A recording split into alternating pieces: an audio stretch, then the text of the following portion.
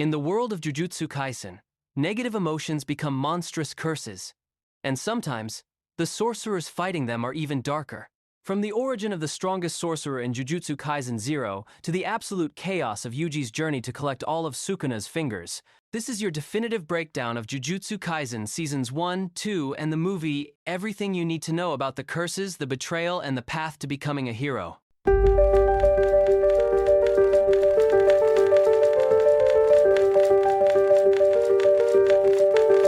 Everything you need to know about your favorite anime. This is Anime Recap. Our main character is named Yuji Itadori. He's on the phone with the hospital, asking about his grandfather's health.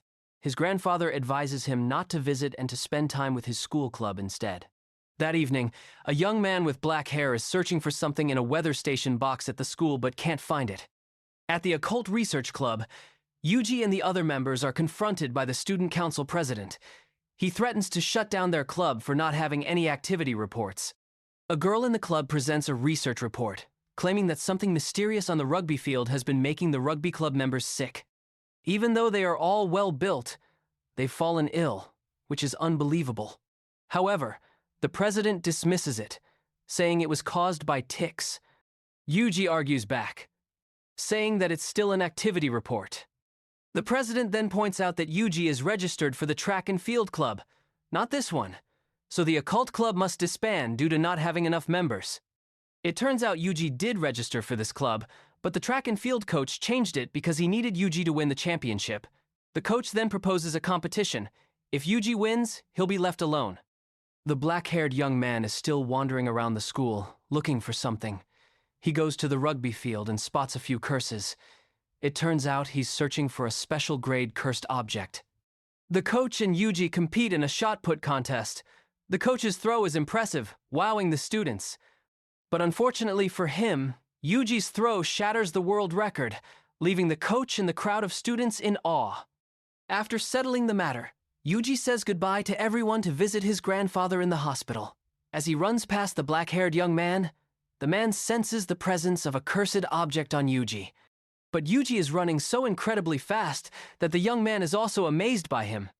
Yuji's grandfather is unhappy that he came to visit, not wanting his grandson to waste his time. He also wants to tell Yuji about his parents before he passes away, but Yuji refuses to listen. His grandfather tells him, "You're a strong kid, so help people.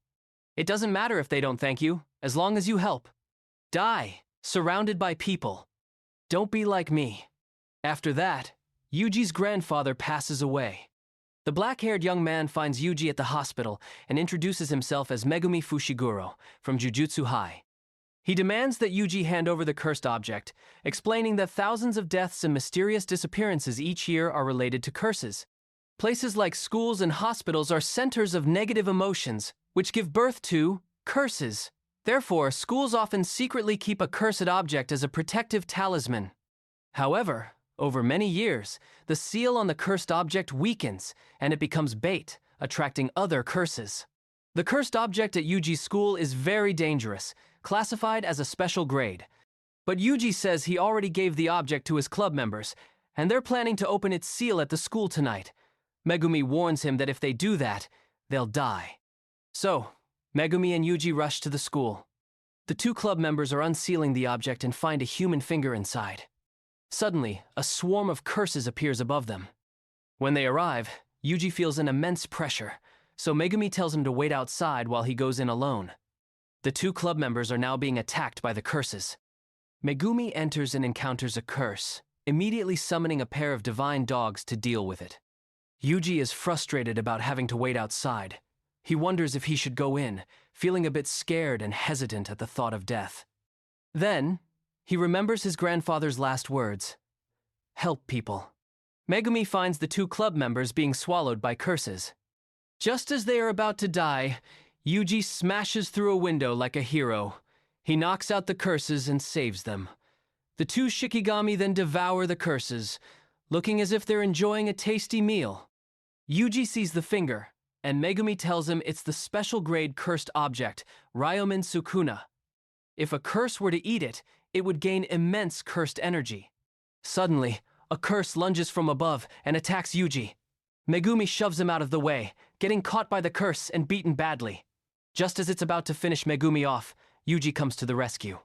Megumi tells him that only a curse can exorcise a curse, advising Yuji not to fight because he can't win. But Yuji fights anyway, not wanting to abandon Megumi. While caught by the curse, Yuji decides to swallow the finger. His power explodes, and he obliterates the curse. But now, he looks different, with patterns all over his body and extra eyes on his face. Laughing like a madman, he declares he will slaughter all of humanity. It turns out that by swallowing the finger, he has become possessed by it. However, it seems the possession isn't complete. Witnessing Yuji seemingly become a cursed spirit, Megumi breaks out in a cold sweat and decides he must exorcise Yuji as a curse. But Yuji insists he's fine and doesn't know why he needs to be exorcised. Suddenly, a blindfolded, white-haired young man appears. This is Megumi's teacher. The blindfolded teacher's name is Satoru Gojo. He even takes a picture of Megumi's battered state, wanting to show it to the second-year students, which seems to annoy Megumi. He asks about the finger, and Yuji tells him he ate it. Seeing that this kid swallowed a finger and is still acting normal, Gojo asks if he can switch with Sukuna.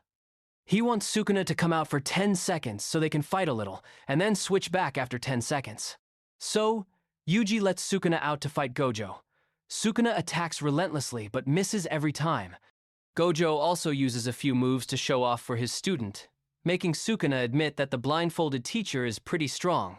Then, the 10 seconds are up, and Yuji easily regains control. His teacher is very surprised by this. He then knocks Yuji out, saying he has great potential to be a vessel. Inside a sealed room, Yuji is tied to a chair. His teacher explains that the higher-ups have sentenced him to death, but he has managed to get the sentence suspended.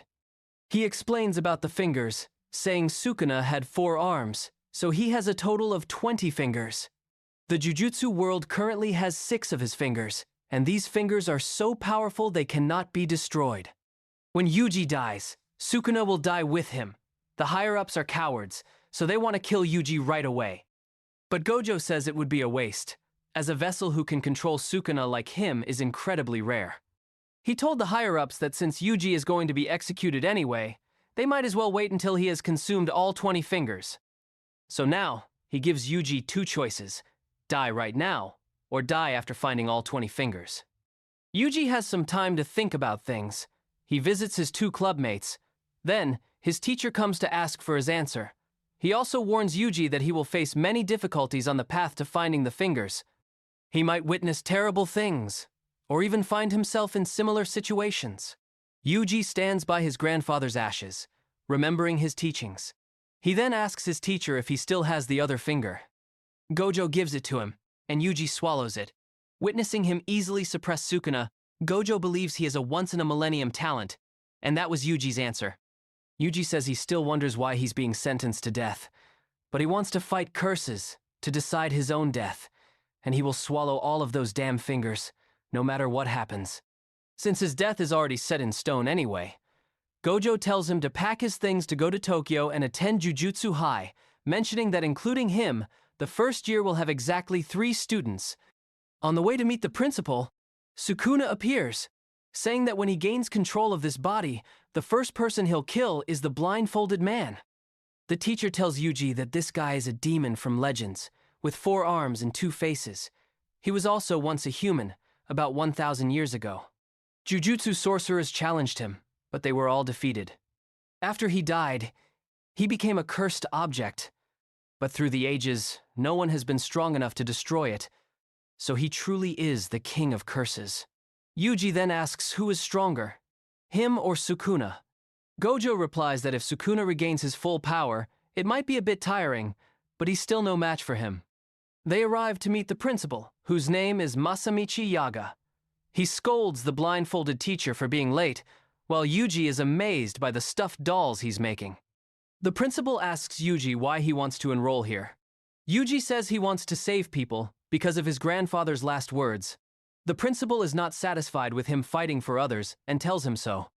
He then takes out a cursed corpse doll to fight Yuji, saying that a person's true nature is revealed when pushed to the brink, so the cursed corpse will keep attacking him until he hears a convincing answer.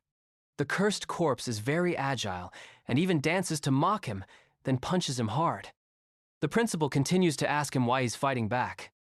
Yuji quickly restrains it and tells the principal that only he can consume Sukuna, so he doesn't want to live a normal life, only to think of the people killed by curses and tell himself it has nothing to do with him. He doesn't want to do that, and doesn't want to regret the way he lives. Hearing that this kid's answer seems to align with his own ideas, he accepts Yuji into the school. Just when Yuji thinks it's over, the cursed corpse gets up and punches him out cold. The blindfolded teacher leads him to the dorms. He tells Yuji to just wait there while he and Megumi find the fingers and bring them for him to eat.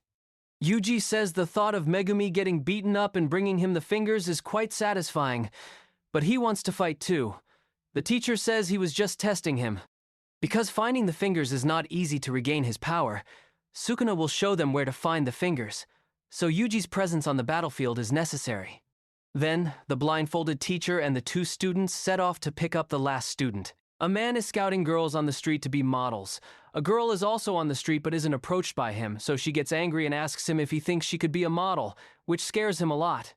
It turns out this girl is the last first-year member, and her name is Nobara Kugisaki. Our two boys introduce themselves to her. She immediately judges Yuji as a country bumpkin and very rustic, while Megumi must be an arrogant guy, asserting that if he saw a seagull covered in oil, he would probably set it on fire. Looking at the two of them, she sighs in disappointment. The teacher says since the two country kids rarely get to go to the city, he will take them on a tour of Tokyo, making Yuji and Nobara ecstatic. But no, the destination is an abandoned building where curses are lurking, leaving the two disappointed for being tricked. He sends Yuji and Nobara inside to test their abilities, but his real purpose is to test Nobara's strength, because curses in the city are much stronger than in the countryside. They are born from the negative emotions of people. The more populated the area, the stronger they become. The teacher also gives Yuji a slaughter demon blade, thinking he still can't control his cursed energy, so using a cursed tool imbued with cursed energy will make fighting easier. He also warns Yuji not to let Sukuna out, or he might rampage through the area. The two head deep inside. Nobara suggests they split up to save time. Yuji is worried because that's a bit dangerous, so he gets a beating, and in the end, he has to obey and they split up.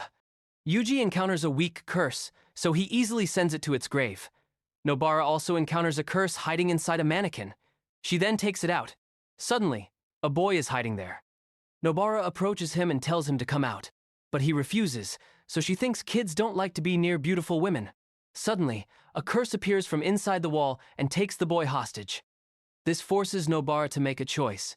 1. Attack the curse regardless of the boy, or 2.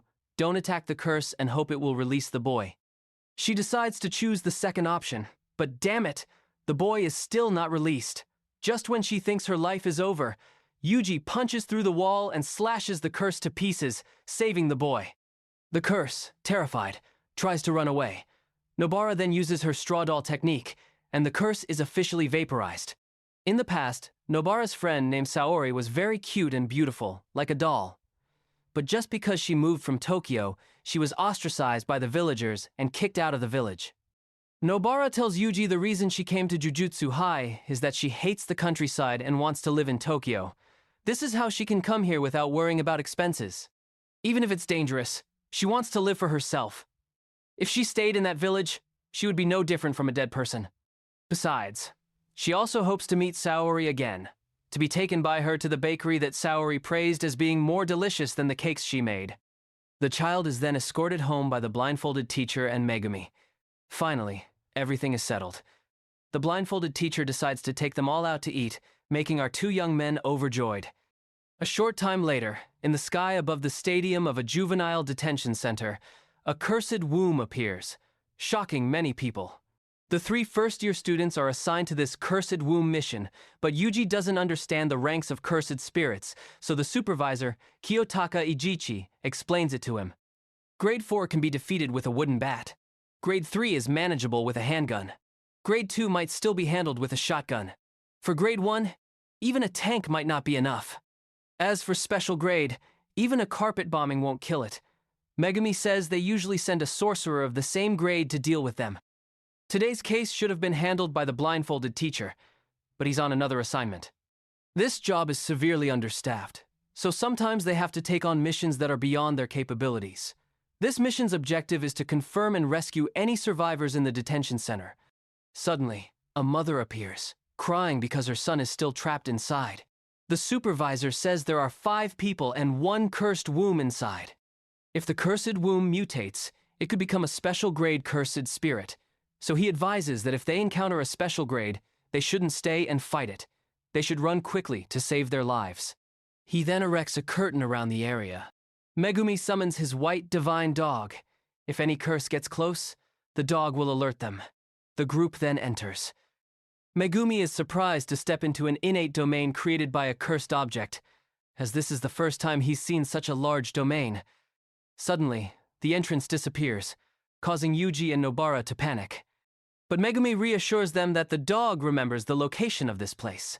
The two immediately regain their spirits, seeing the dog as a savior. Yuji is even confident that with Megumi's reliability, they can rescue the people trapped inside. The group proceeds deeper and finds a dead body. Yuji recognizes this as the son of the mother from earlier. He intends to carry the body out because if he tells her that her son is dead without finding a body, she probably wouldn't accept it. But Megumi disagrees and wants to continue to confirm the survival of the others, saying he won't save those who are not worth saving.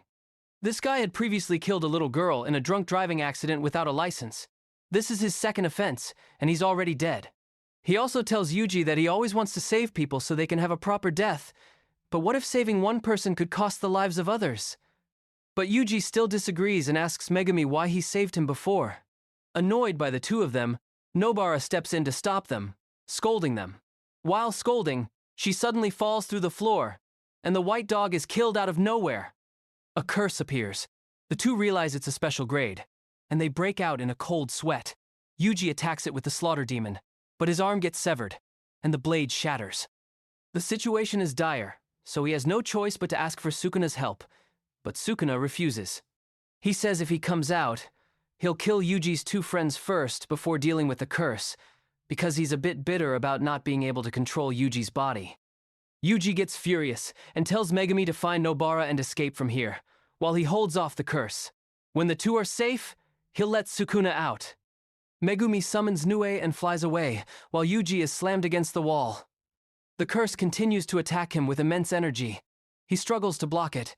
His spirit begins to waver. He's afraid that this death is not what he wanted, and he realizes he's too weak.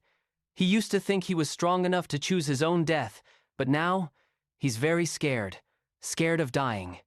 He starts to cry. He decides to put all his faith into one last punch. Nobara is now very annoyed with the curse because she's about to be swallowed. But in the end, she is swallowed, but it's by Megumi's toad, and Megumi arrived just in time to save her. Yuji's punch is very strong, but unfortunately, the curse blocks it easily without any difficulty. Suddenly he hears a howl. It turns out to be Megumi's dog, which means the group is safe. And so, Sukuna comes out, making the curse's face turn pale with fear. Sukuna plans to make Yuji submit to him, so he invites the curse to go with him to deal with Megumi. But the curse takes the opportunity when Sukuna turns his back to launch a sneak attack. The curse gets beaten to a pulp. It tries to counterattack but can't do anything to Sukuna. Megumi tells the supervisor to go back first while he waits for Yuji to return. If possible, he requests a grade 1 sorcerer to be sent. Sukuna dismembers the curse and pins it to the wall. The curse quickly regenerates and decides to go all out against Sukuna to teach this punk a lesson. So, Sukuna deploys his domain, called Malevolent Shrine. The curse is obliterated. Sukuna then complains about being ranked on the same level as this punk.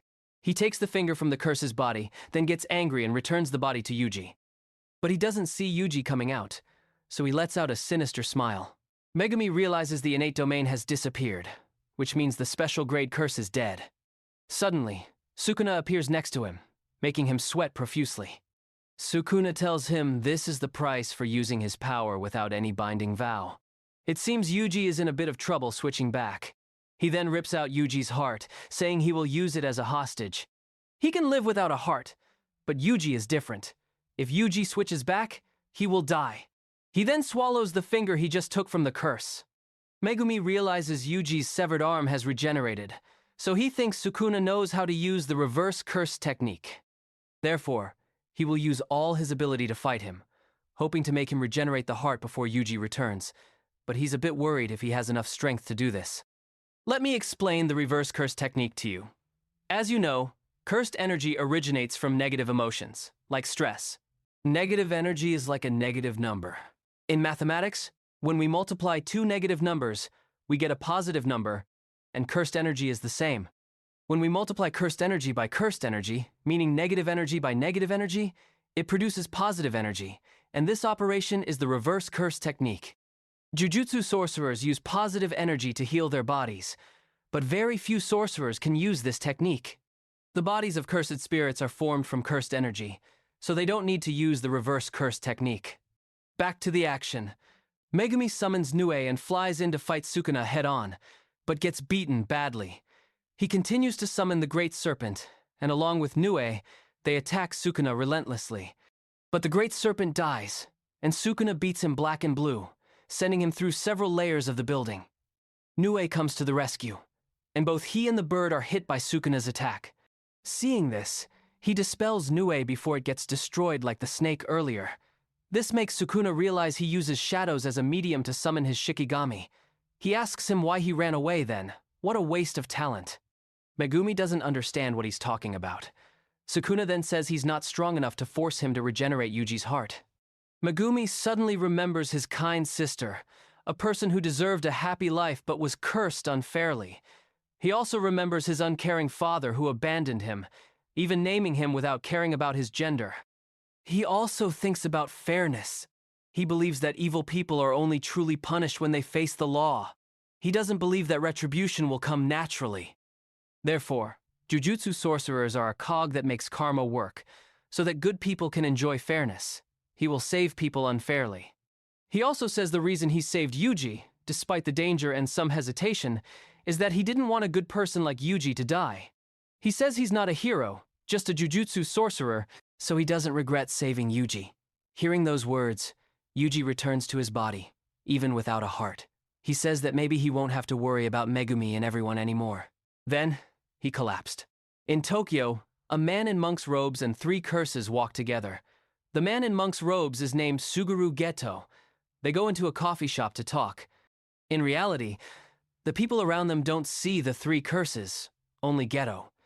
The curses are complaining about sacrificing a finger just to test Sukuna's strength. The curses also say that they are the true humans of this earth, while the current humans are just fakes. Therefore, they want to destroy these fake humans to become the true humans of the earth. But Geto thinks that to achieve this, they must first neutralize the blindfolded man's fighting ability and win Sukuna and Yuji over to their side. But the curses think Yuji is already dead. But Geto is not so sure. The blindfolded teacher is now at the morgue. He thinks that sending first years to deal with a special grade curse and rescue people whose survival is uncertain is completely unreasonable. He thinks this mission was deliberately set up by the higher-ups to provoke him because he had pressured them to postpone Yuji's death sentence. So he's now very angry and says he wants to kill all the higher-ups, which gives the supervisor a scare. Suddenly, the doctor appears and says she's very surprised to see him so agitated. The doctor's name is Shoko Ieri. Seeing Sukuna's vessel, she asks for permission to dissect Yuji. Meanwhile, Megumi and Nobara are discussing their teammate's death. Both try to act like they're not sad, but in the end, they can't hide their emotions. Suddenly, the second-year students appear. Megumi introduces them to Nobara. The girl with glasses is Maki Zenin, a curse tool user who specializes in using special weapons to exorcise curses. This is Toge Inumaki, a curse speech user.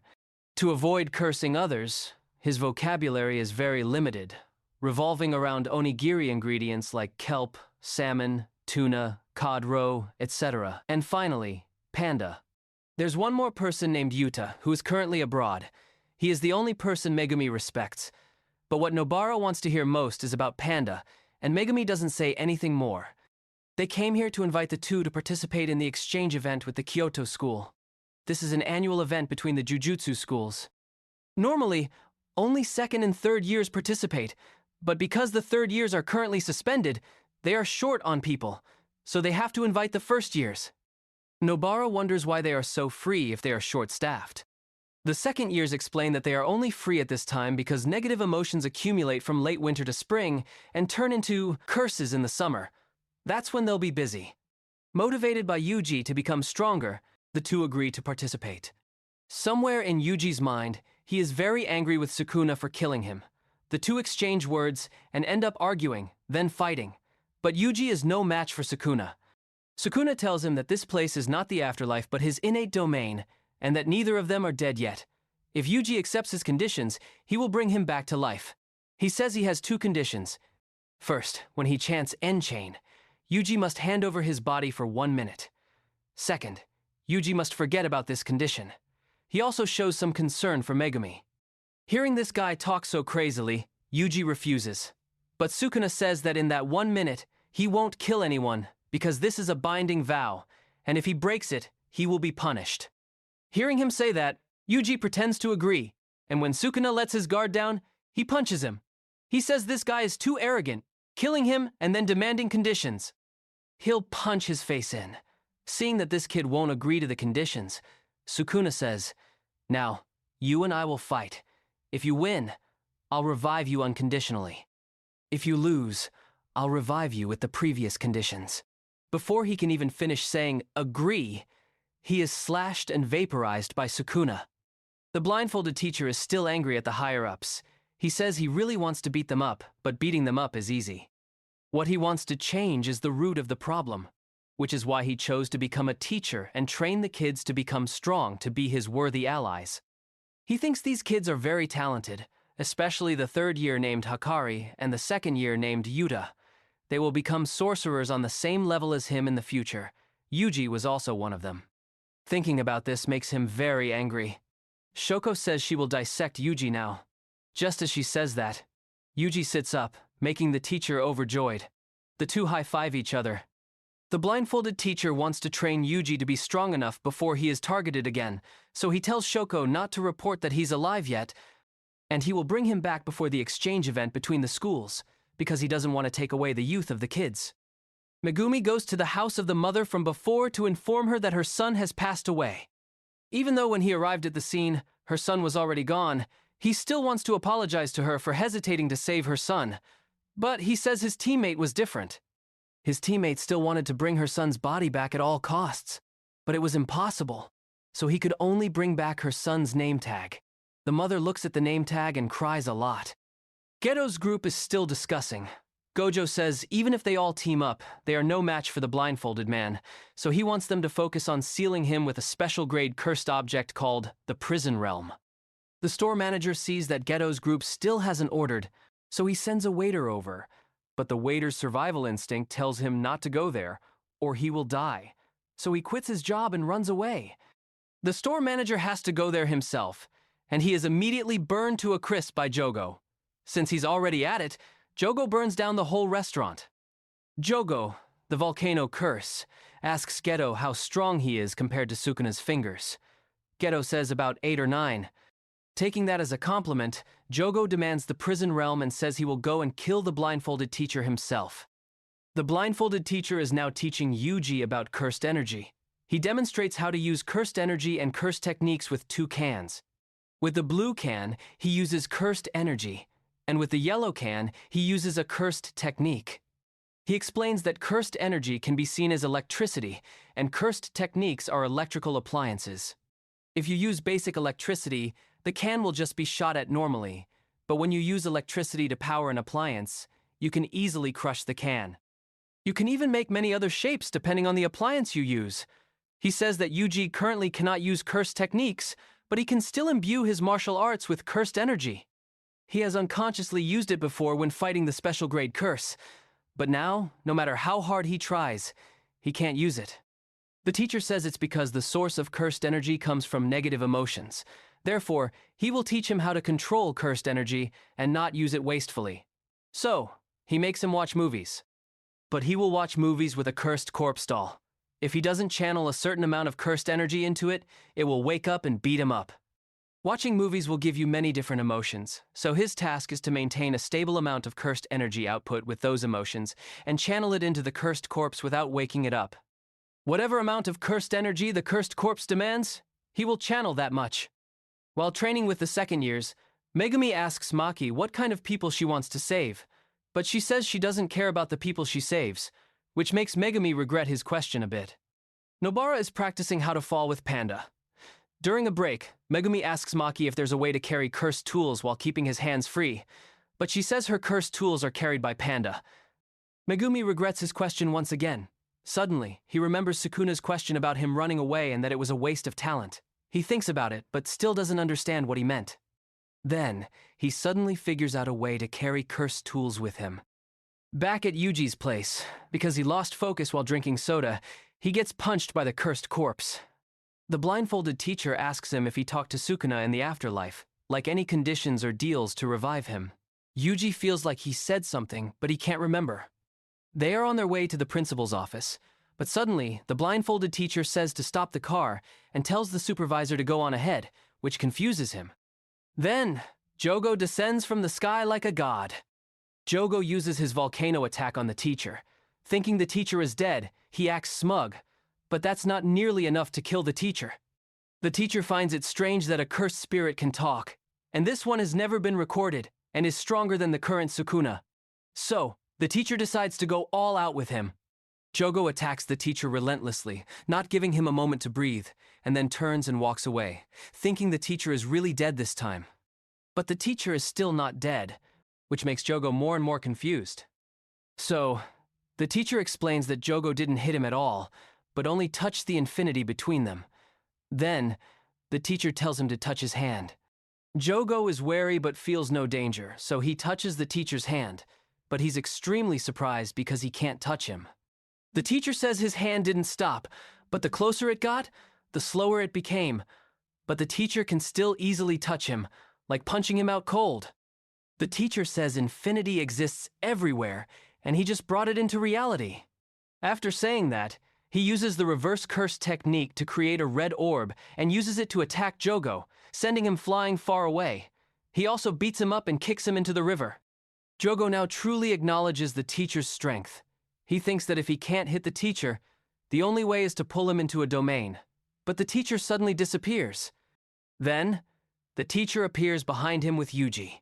Back to the action. The blindfolded teacher appears where Yuji is, while he's very focused on watching Lord of the Rings. The teacher realizes his student has improved by leaps and bounds. So, he takes him away to teach him about domain expansion, making Yuji wonder why he brought him here so quickly, and how he's standing on water. Jogo realizes Yuji is still alive, and to carry out the plan to win over Sukuna, he must not kill this kid. He thinks the teacher brought this kid here only to be a hindrance. The teacher says that because he is so weak, makes him so angry. Jogo goes crazy and shoots fire everywhere, but Yuji thinks this guy is not weak at all. He's very strong, scarier than anyone he's ever met. The curse then deploys its domain, called Coffin of the Iron Mountain. The teacher says deploying a domain consumes a lot of cursed energy but is very useful. The curse techniques the curse deploys in here will definitely hit. But the teacher says he knows how to deal with it, and the most effective way to deal with a domain is to deploy his own domain. After saying that, he removes his blindfold. His domain overwhelms the curse's domain, forcing it into a completely helpless situation, making it unable to see or feel anything, while at the same time seeing and feeling everything. It will receive an infinite amount of information, causing it to die slowly. But the teacher says he will spare it this time because he still wants to ask it a few things. Then, he rips off its head. He asks who sent it here. The curse's comrades are thinking about saving it. Geto says he doesn't want to reveal himself to the Jujutsu High group, so he won't save it. So, Hanami jumps down to save it. Hanami uses its ability to create a field of flowers, causing the teacher and student to be immersed in it and lose focus for a few seconds.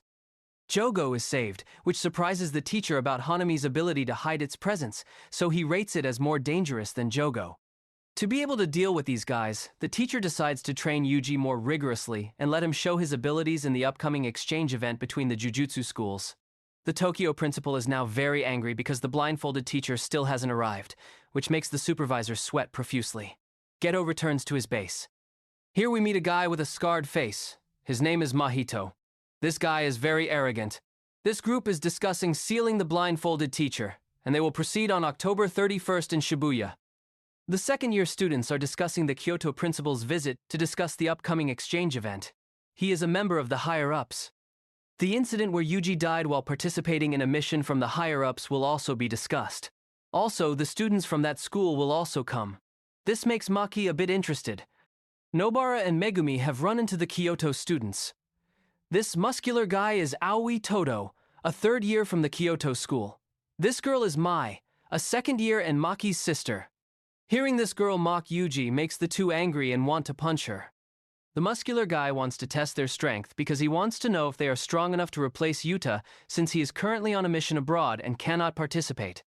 He also rates Yuta very highly from last year's competition because he was the only first year who participated and caused a stir in the whole event. Then, he asks Megumi about his type of girl, which confuses the two. He continues, if the answer is not convincing, he will beat him up. He also says his type is tall with a big butt. He says preferences can reflect a person's entire being. If someone has a boring taste in girls, then they themselves are also boring, and he hates boring people. To avoid conflict, Megumi has to answer him. He says he doesn't have a special type. As long as that person is a steadfast person, he won't ask for anything more. Seeing the answer is too boring, Todo beats him up. Nobara tries to help but is stopped by Mai. Nobara says she thought the girl and Maki were similar, but looking closely, she's not as beautiful as Maki. Hearing that makes the girl very angry. Todo is so disappointed with Megumi that he sheds tears. Megumi realizes this guy, in the night parade of 100 demons started by Geto, before single-handedly fought 5 grade 1 curses and 1 special grade curse. And he didn't even use his curse technique when fighting the grade 1 second. He's a monster. Megumi summons a few Toad Shikigami to fight, but Todo is very agile and easily knocks them away. Megumi is then continuously punched without landing a single hit and is even thrown to the ground. Todo says he feels Megumi is still not serious about fighting, so he's a bit disappointed. Megumi then says if he wants serious, he will be serious, which excites Todo, and he flies in to fight him head-on. But Toge and Panda appear and stop them in time. Nobara is now being beaten up by Mai, but Maki also appears in time and stops her. The two also mock each other's cursed energy, like Maki not having any cursed energy, and Mai only knowing how to imbue her cursed tools with cursed energy, as if she's an expert in cursed techniques. Maki asks Nobara if she can still stand up, but Mai says she has been taught a lesson and probably doesn't have the strength to stand up. Unexpectedly, Nobara appears from behind and restrains Mai. Todo arrives and tells Mai to go back because his idol's event is about to start, a handshake event with his idol that he cannot be late for, which stuns the 3 girls. Earlier, hearing Mai say Maki has no cursed energy, Nobara asks Maki if that's true. Maki says it's true, and she has to use glasses to see curses. The weapons she uses are already imbued with cursed energy. Nobara asks why she became a Jujutsu sorcerer.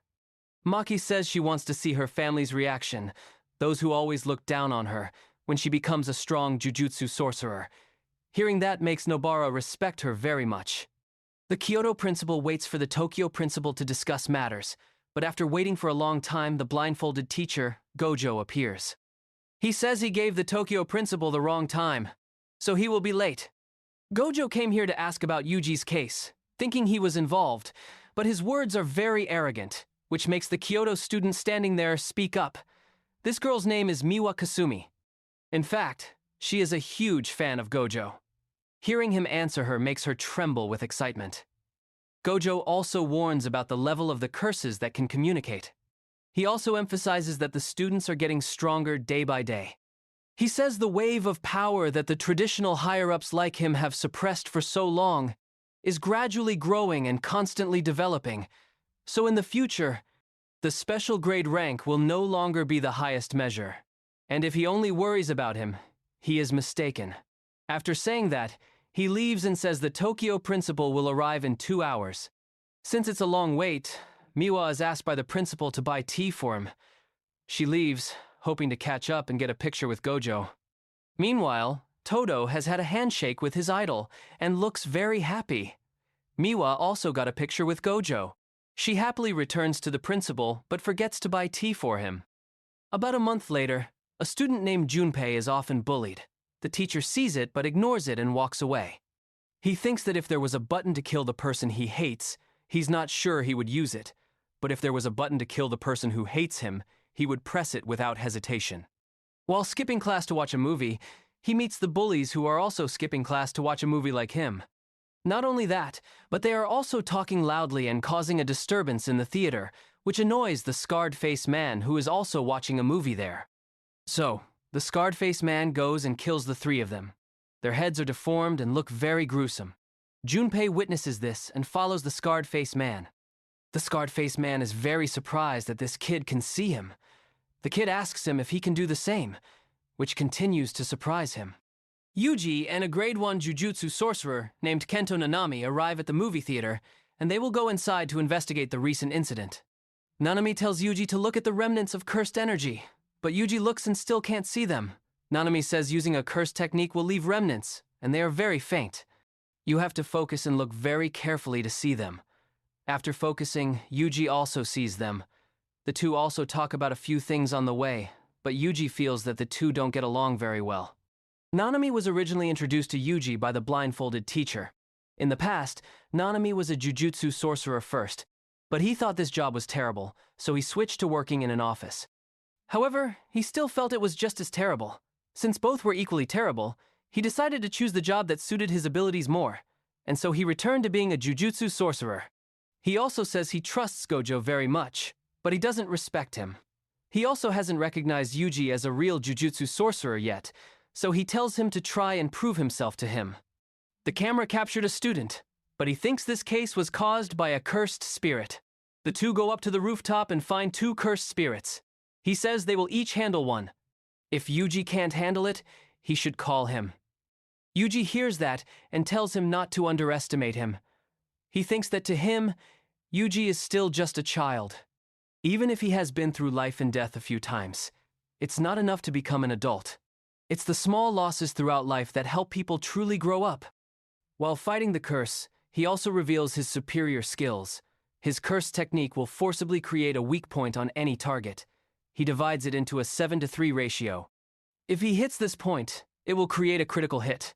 With this advanced technique, even high-level curses will suffer considerable damage. After revealing his curse technique, he deals a critical blow to the curse. Yuji is surprised that he can cut the curse with just the back of a knife wrapped in many layers. It's Yuji's turn to show off. He channels cursed energy into his fist. This is the result of his arduous training with the blindfolded teacher for so long. The punch goes through the curse's body and leaves it on the verge of death. Nanami witnesses this and is very impressed with his strength. This move is called Divergent Fist. He is about to finish off the curses, but Nanami sees a watch on its hand and realizes the curses they just fought were once human. Shoko later performs an autopsy and confirms this to them, which makes Yuji very angry.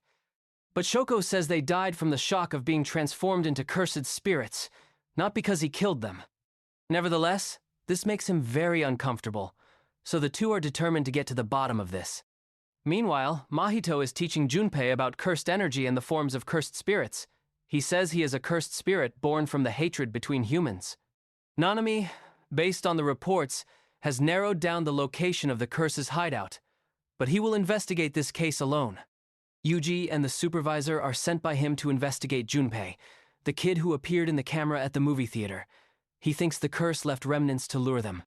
In fact, he already knows where they are hiding, but he doesn't want Yuji to get involved, so he chose to work alone. Junpei has a burning passion for movies, so he joined the film club at school. But one day, the bullies came and demanded their room because they claimed it was their club's activity room. They caused a ruckus and stomped on the movie discs. Junpei and the other two members were scared, so they had to leave. But because he wanted to retrieve the film they stepped on, Junpei was beaten up by them. Mahito shows Junpei some of his experiments. One experiment is to see how big a human can swell, and another is to see how small a human can shrink. He can change the shape of a living being by touching their soul. Mahito thinks Junpei is used to seeing dead bodies, but Junpei says if this was his mother, he wouldn't be able to stand it and would hate him. He knows humans are evil, so he doesn't care about the deaths of others. Mahito thinks humans don't have hearts. Humans tend to exaggerate things they can't see. For someone who can see things clearly like him, the body and soul are the same.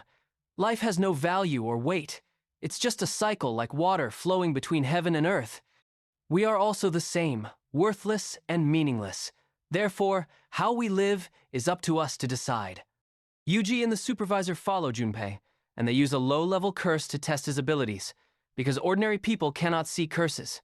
The supervisor plans to use the curse to attack Junpei with 4 scenarios. First, if he doesn't react to the curse, Yuji will appear and deal with it. Second, if he sees the curse but is unable to deal with it, Yuji will also deal with it and then question him about the murder case. Third, if he sees and exercises the curse himself, he will be immediately arrested. Fourth, if he has the abilities of a grade 2 sorcerer or higher, they will retreat and inform Nanami. Nanami has now reached Mahito's hideout. He tells Mahito that he doesn't like working overtime, so he needs to deal with him and go home. Then, the two start fighting fiercely. Nanami uses his superior skills and cuts off Mahito's hand, which surprises Mahito because he used cursed energy to block the attack, but still got his hand cut off. Then, Mahito asks him which comes first, the body or the soul.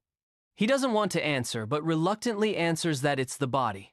But Mahito says the soul exists first. The shape of the body depends on the shape of the soul. Therefore, he can make his severed arm return to its original shape of the soul. Then, he takes out a human specimen and uses idle transfiguration. Nanami thinks it's now 5:30 and he needs to clock out at exactly 6. The teacher comes and invites Junpei to the funeral of the 3 who just died. He thinks they were his friends because he saw that Junpei didn't have anyone to play with, so they played with him. Hearing those delusional words makes him so angry that he's about to beat him up. Because of a mistake earlier, the supervisor let the curse escape. Yuji chases after it and catches it. Then he runs into Junpei and the teacher. He notices that Junpei can see the curse, so he asks to talk. But the teacher keeps getting in the way, so he pulls down his pants and runs away, making him chase after him. But soon after, he appears from behind Junpei. Nanami and Mahito are still fighting fiercely. Seeing a curse crying pitifully, Nanami suddenly remembers Shoko's words. Once a soul is transformed, it cannot be saved. So just kill it, as it will be better for the victim. Mahito suddenly transforms his legs to increase his speed and tries to touch his soul, but he unconsciously uses cursed energy to shield his soul. However, he feels that if he lets Mahito touch him a few more times, it will be dangerous, so he decides to work overtime. His cursed energy also increases dramatically, which surprises Mahito. Mahito thinks this is a time-based vow to limit his power, and when he works overtime, his power will increase. Nanami also reveals his 7:3 ratio technique to him, saying it can also affect non-living things. Then, he uses his speed to run away and points out 2 ways to defeat Mahito. The first is to deal damage to him until he runs out of cursed energy, but he quickly says this method is not feasible. The second way is to concentrate on 1 blow to kill him instantly. He unleashes his cursed technique, called Collapse, which shatters the wall, making Mahito wary of this superior technique. But he is unexpectedly hit by that technique and has his leg cut off. However, he doesn't kill him. He retreats and tells him to heal himself, and if they are both still alive, they will meet again someday. He leaves, and Mahito is crushed by the walls. Junpei remembers Mahito's words. If he meets anyone with a button like this, they are a student of Jujutsu High and he should befriend them. But he wonders, aren't Jujutsu sorcerers Mahito's enemies? Yuji tries to contact the supervisor but can't get through because he's busy catching the escaped curse.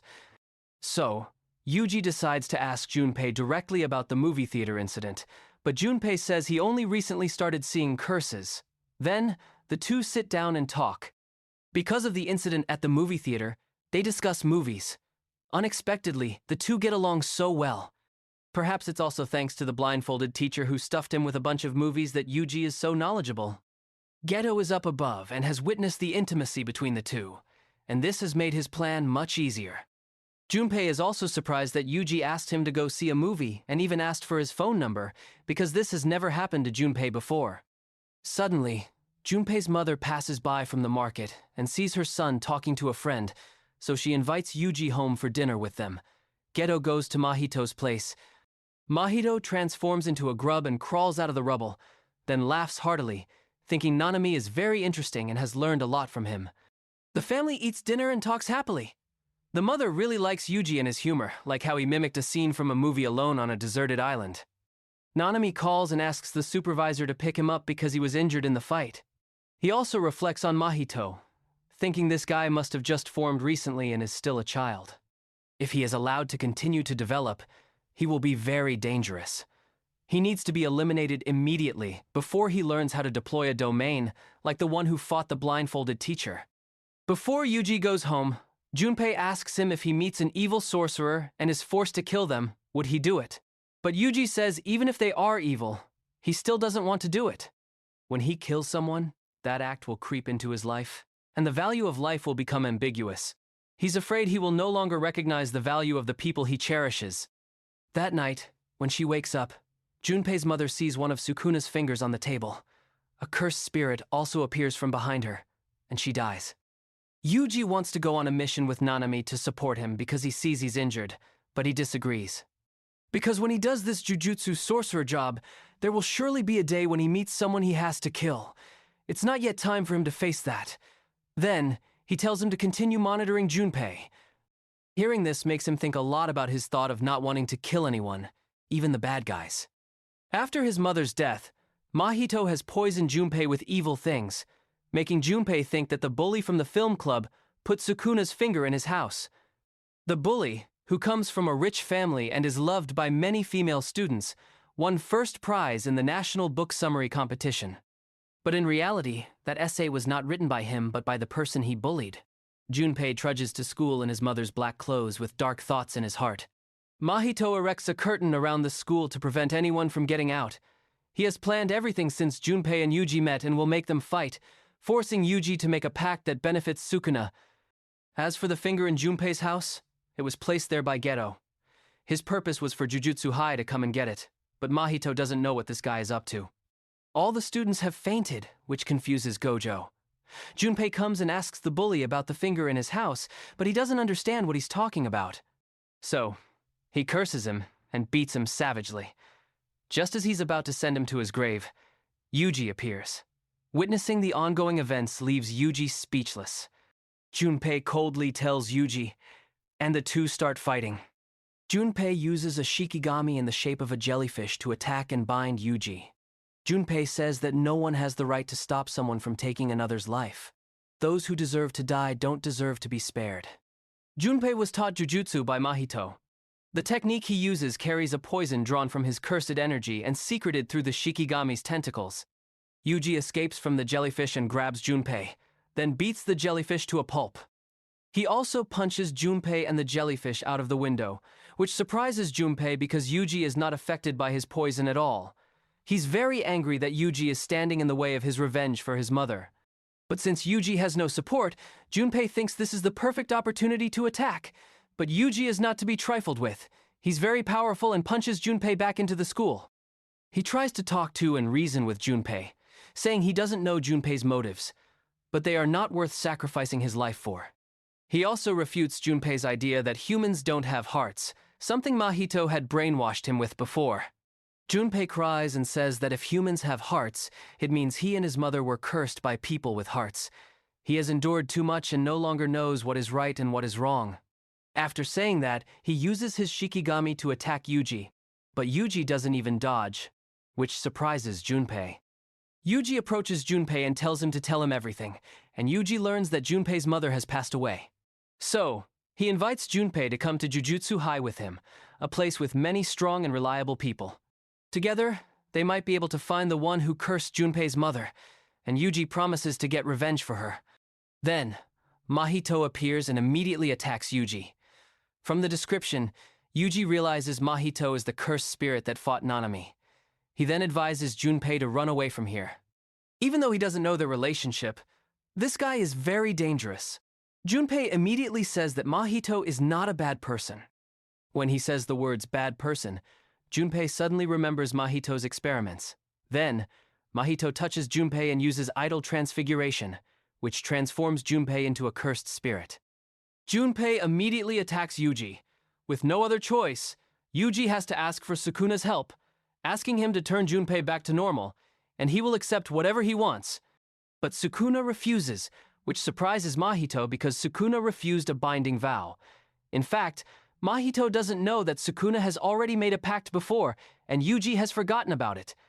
The two of them laugh heartily, making Yuji have to confirm to himself that no matter what, they are still curses. Yuji is helpless, watching his friend become a cursed spirit, which makes him very sad because his dream has been shattered. Mahito is still very happy when he realizes Junpei is dead. This makes Yuji unable to contain his anger. So, he punches Mahito in the face, which greatly surprises him that Yuji can punch his soul. He quickly realizes the reason is that Yuji has two souls in his body, and that allows Yuji to perceive the outline of the soul. But Yuji is still very angry and vows to kill this arrogant guy. Mahito is still planning to make Yuji even angrier. If Junpei's death is not enough, he will kill all the students in this school, because he wants to force Yuji to make a pact that benefits Sukuna and win Sukuna over to his side. But unfortunately for him, the one he's facing is the one who has the ability to counter him. So, Yuji flies in and beats Mahito black and blue, giving his scarred face even more scars. To avoid getting more scars, Mahito also fights back fiercely, destroying the entire school. Mahito also transforms his arm into a drill and uses it to attack Yuji. Yuji grabs his arm, and the arm suddenly grows thorns, injuring him. But he still doesn't let go of the arm, and uses it to pull Mahito to the ground. He then punches the ground to create a smokescreen, then takes the opportunity to get close to Mahito and punch him. But he grows thorns on his body and pierces through him. Then, he tries to touch his soul to summon Sukuna, but Sukuna thinks this is an insult to him, so he tells Mahito to know his place. Because last time Mahito and Sukuna laughed together to mock Yuji, this time Sukuna will spare Mahito once. But if there's another time, Sukuna vows to beat him until there's no more room for scars to grow on his body, which makes his face look like he's lost his soul. Then, Yuji beats him relentlessly in the face, thinking that's cool, but no. Mahito has appeared behind him and is about to smash his face in to retaliate. Mahito also thinks that's cool, but no. Nanami appears and comes to the rescue in time, and Nanami is the one who's really cool. Yuji explains the situation to him. He asks about Mahito's nosebleed. Yuji says it's because he punched him. He also knows that he touched Yuji, but Yuji is fine, so he analyzes the situation. The first reason is that Mahito's curse technique doesn't work on Yuji, or the second reason is that he didn't kill Yuji for some purpose. But either way, it's beneficial for their side, so he decides to kill him right here. So, our two warriors team up to beat up Mahito. Mahito continuously transforms unpredictably. Nanami analyzes that he needs to accumulate cursed energy before each transformation. Mahito also analyzes that Yuji's ability is his counter, and there's a high chance he will be killed by Yuji with just one punch. So, he pulls out some cursed spirit experiments to separate Yuji from the battle. He also knows that Yuji doesn't want to kill people, and indeed, as he thought, Yuji doesn't dare to harm those cursed spirits. But when he hears the pleas of the cursed spirits to kill me, Yuji has a change of heart. Meanwhile, Nanami is being restrained by Mahito, and Mahito mocks Yuji for being a fool who can't distinguish between reality and ideals. But Nanami says he's the real fool. Then, Yuji appears and rescues Nanami. Mahito is continuously beaten to a pulp by our two warriors. He needs time to accumulate cursed energy to transform, but because he's being beaten continuously, he can't. In this helpless situation, he feels death. Suddenly, in the stream of thoughts about the feeling of death, he awakens his domain ability. He then deploys his domain, called Self-Embodiment of Perfection, and Nanami is trapped inside the domain. Yuji is so angry that only Nanami is trapped that he punches the domain like crazy. Nanami knows that this is the pinnacle of Jujutsu that he has not yet reached. To interfere with another's soul, Mahito needs to touch the target, but when inside the domain, he's like in the palm of his hand. He curses the terrible Jujutsu sorcerer profession, because sometimes you have to force your comrades to sacrifice themselves to protect others. That's also why he quit this job. Or rather, he ran away.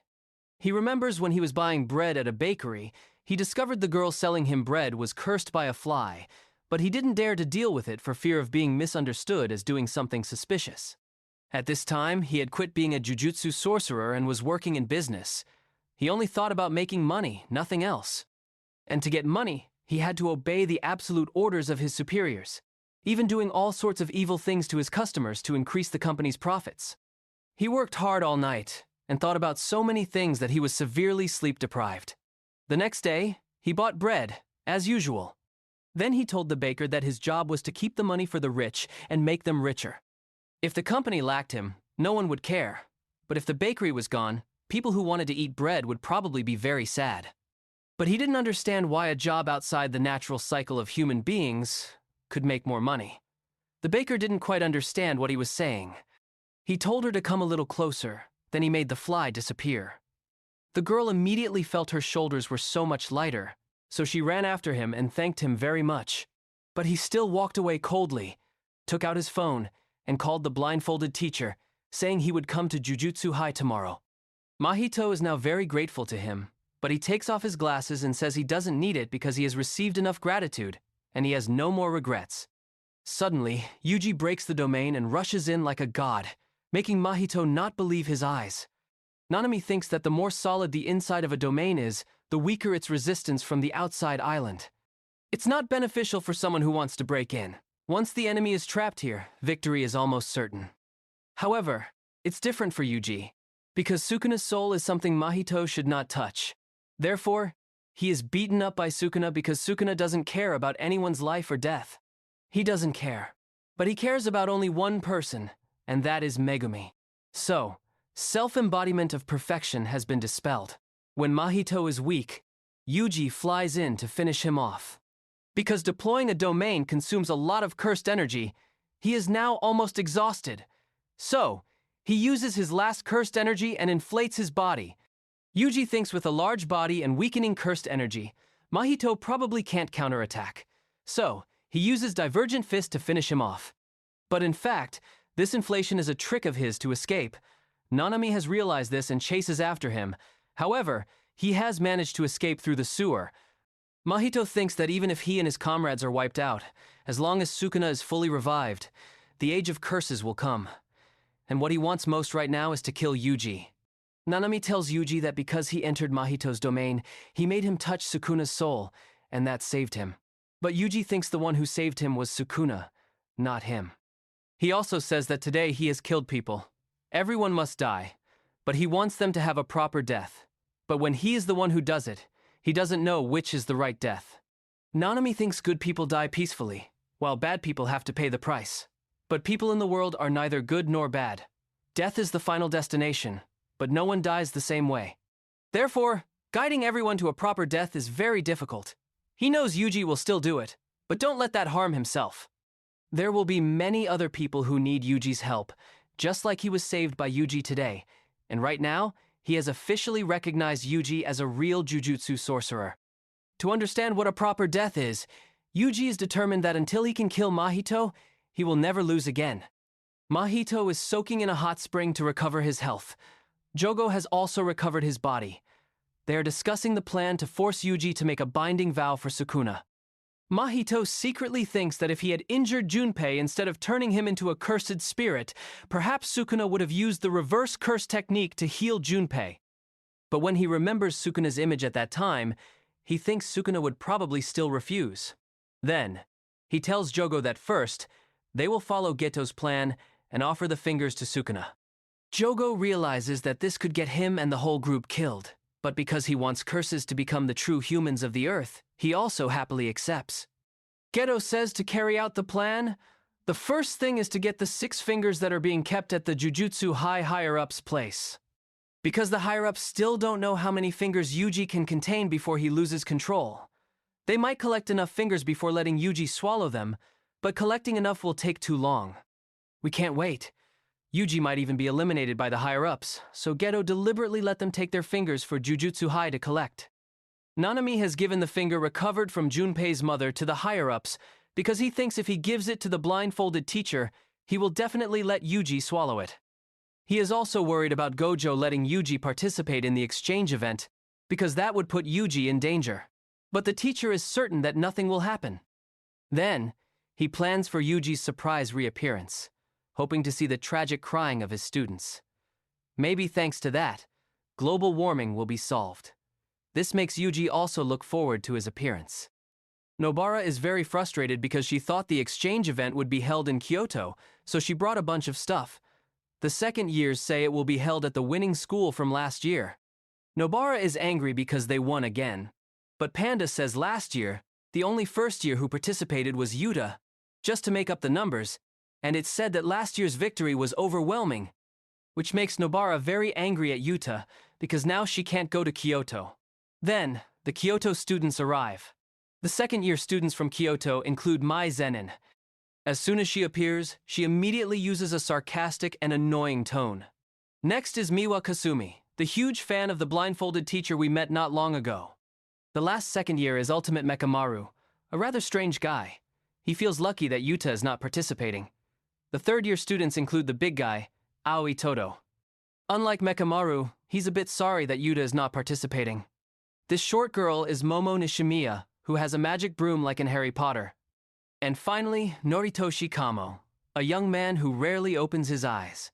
This young man rates Megumi very highly because Megumi also has the blood of the Zenin clan. Even though he has left the clan, he is better than those from the main Zenin clan like Mai or Maki. And this is the teacher representing the Kyoto school, semi-grade 1 sorcerer Iori Utahime. She criticizes the blindfolded teacher for always being late. Finally, the blindfolded teacher arrives, but he comes with a pushcart. Seeing him makes Utahime annoyed, but Miwa's face lights up. Then, he gives souvenirs to the Kyoto students, some magical talismans, but he doesn't give any to Utahime. As for the Tokyo school, he gives them a very special gift, and that is this guy. Seeing Yuji makes all the Tokyo students stand frozen, which disappoints Yuji because their expressions are far from what he imagined. The Kyoto students are only interested in Gojo's souvenirs, but only Miwa is excited about his gift. Then, the two principals arrive, and it seems the Kyoto principal is very surprised by Yuji. So, the blindfolded teacher comes and mocks him, which makes him so angry that his face darkens. The Tokyo principal explains the rules of the event. The first day will be a team competition. The team that exercises the Grade 2 curse in the designated area first will be the winner. Grade 3 and lower curses are also released. If there is no winner by sunset, the team that exercises more curses will win. The game will start at noon. He also punishes the blindfolded teacher for all the frustrating things he's done recently, which makes Utahime enjoy watching. At the Tokyo team's meeting, Nobara also punishes Yuji by making him hold a picture frame until she tells him to put it down. Yuji is also surprised that a bear can talk. As for Toge, he says something that Yuji doesn't understand, so Megumi and Panda explain to him. Toge is a cursed speech user. He strengthens his words with cursed energy, so he has to limit his vocabulary to avoid cursing others. However, when facing a very strong opponent, it can backfire, so limiting his vocabulary is to protect others as well as himself. As for the talking panda, Yuji doesn't get an explanation. Nobara wonders why they are revealing another person's curse technique like that. Maki says not to worry. Toge's curse technique, even if revealed, will not be affected. This is also like Nanami's curse technique, as he revealed his own technique to Mahito. Then, Maki demands Yuji return the slaughter demon.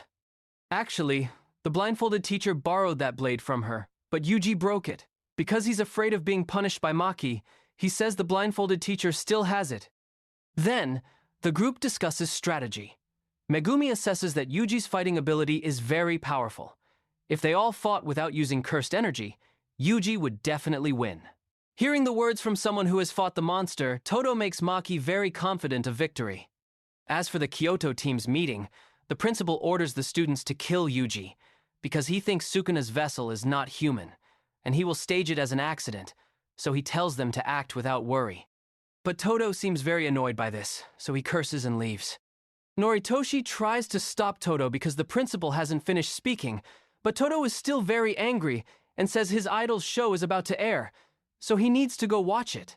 He also says he's disappointed with their taste in women for a long time, so whatever strategy they discuss, it doesn't matter to him.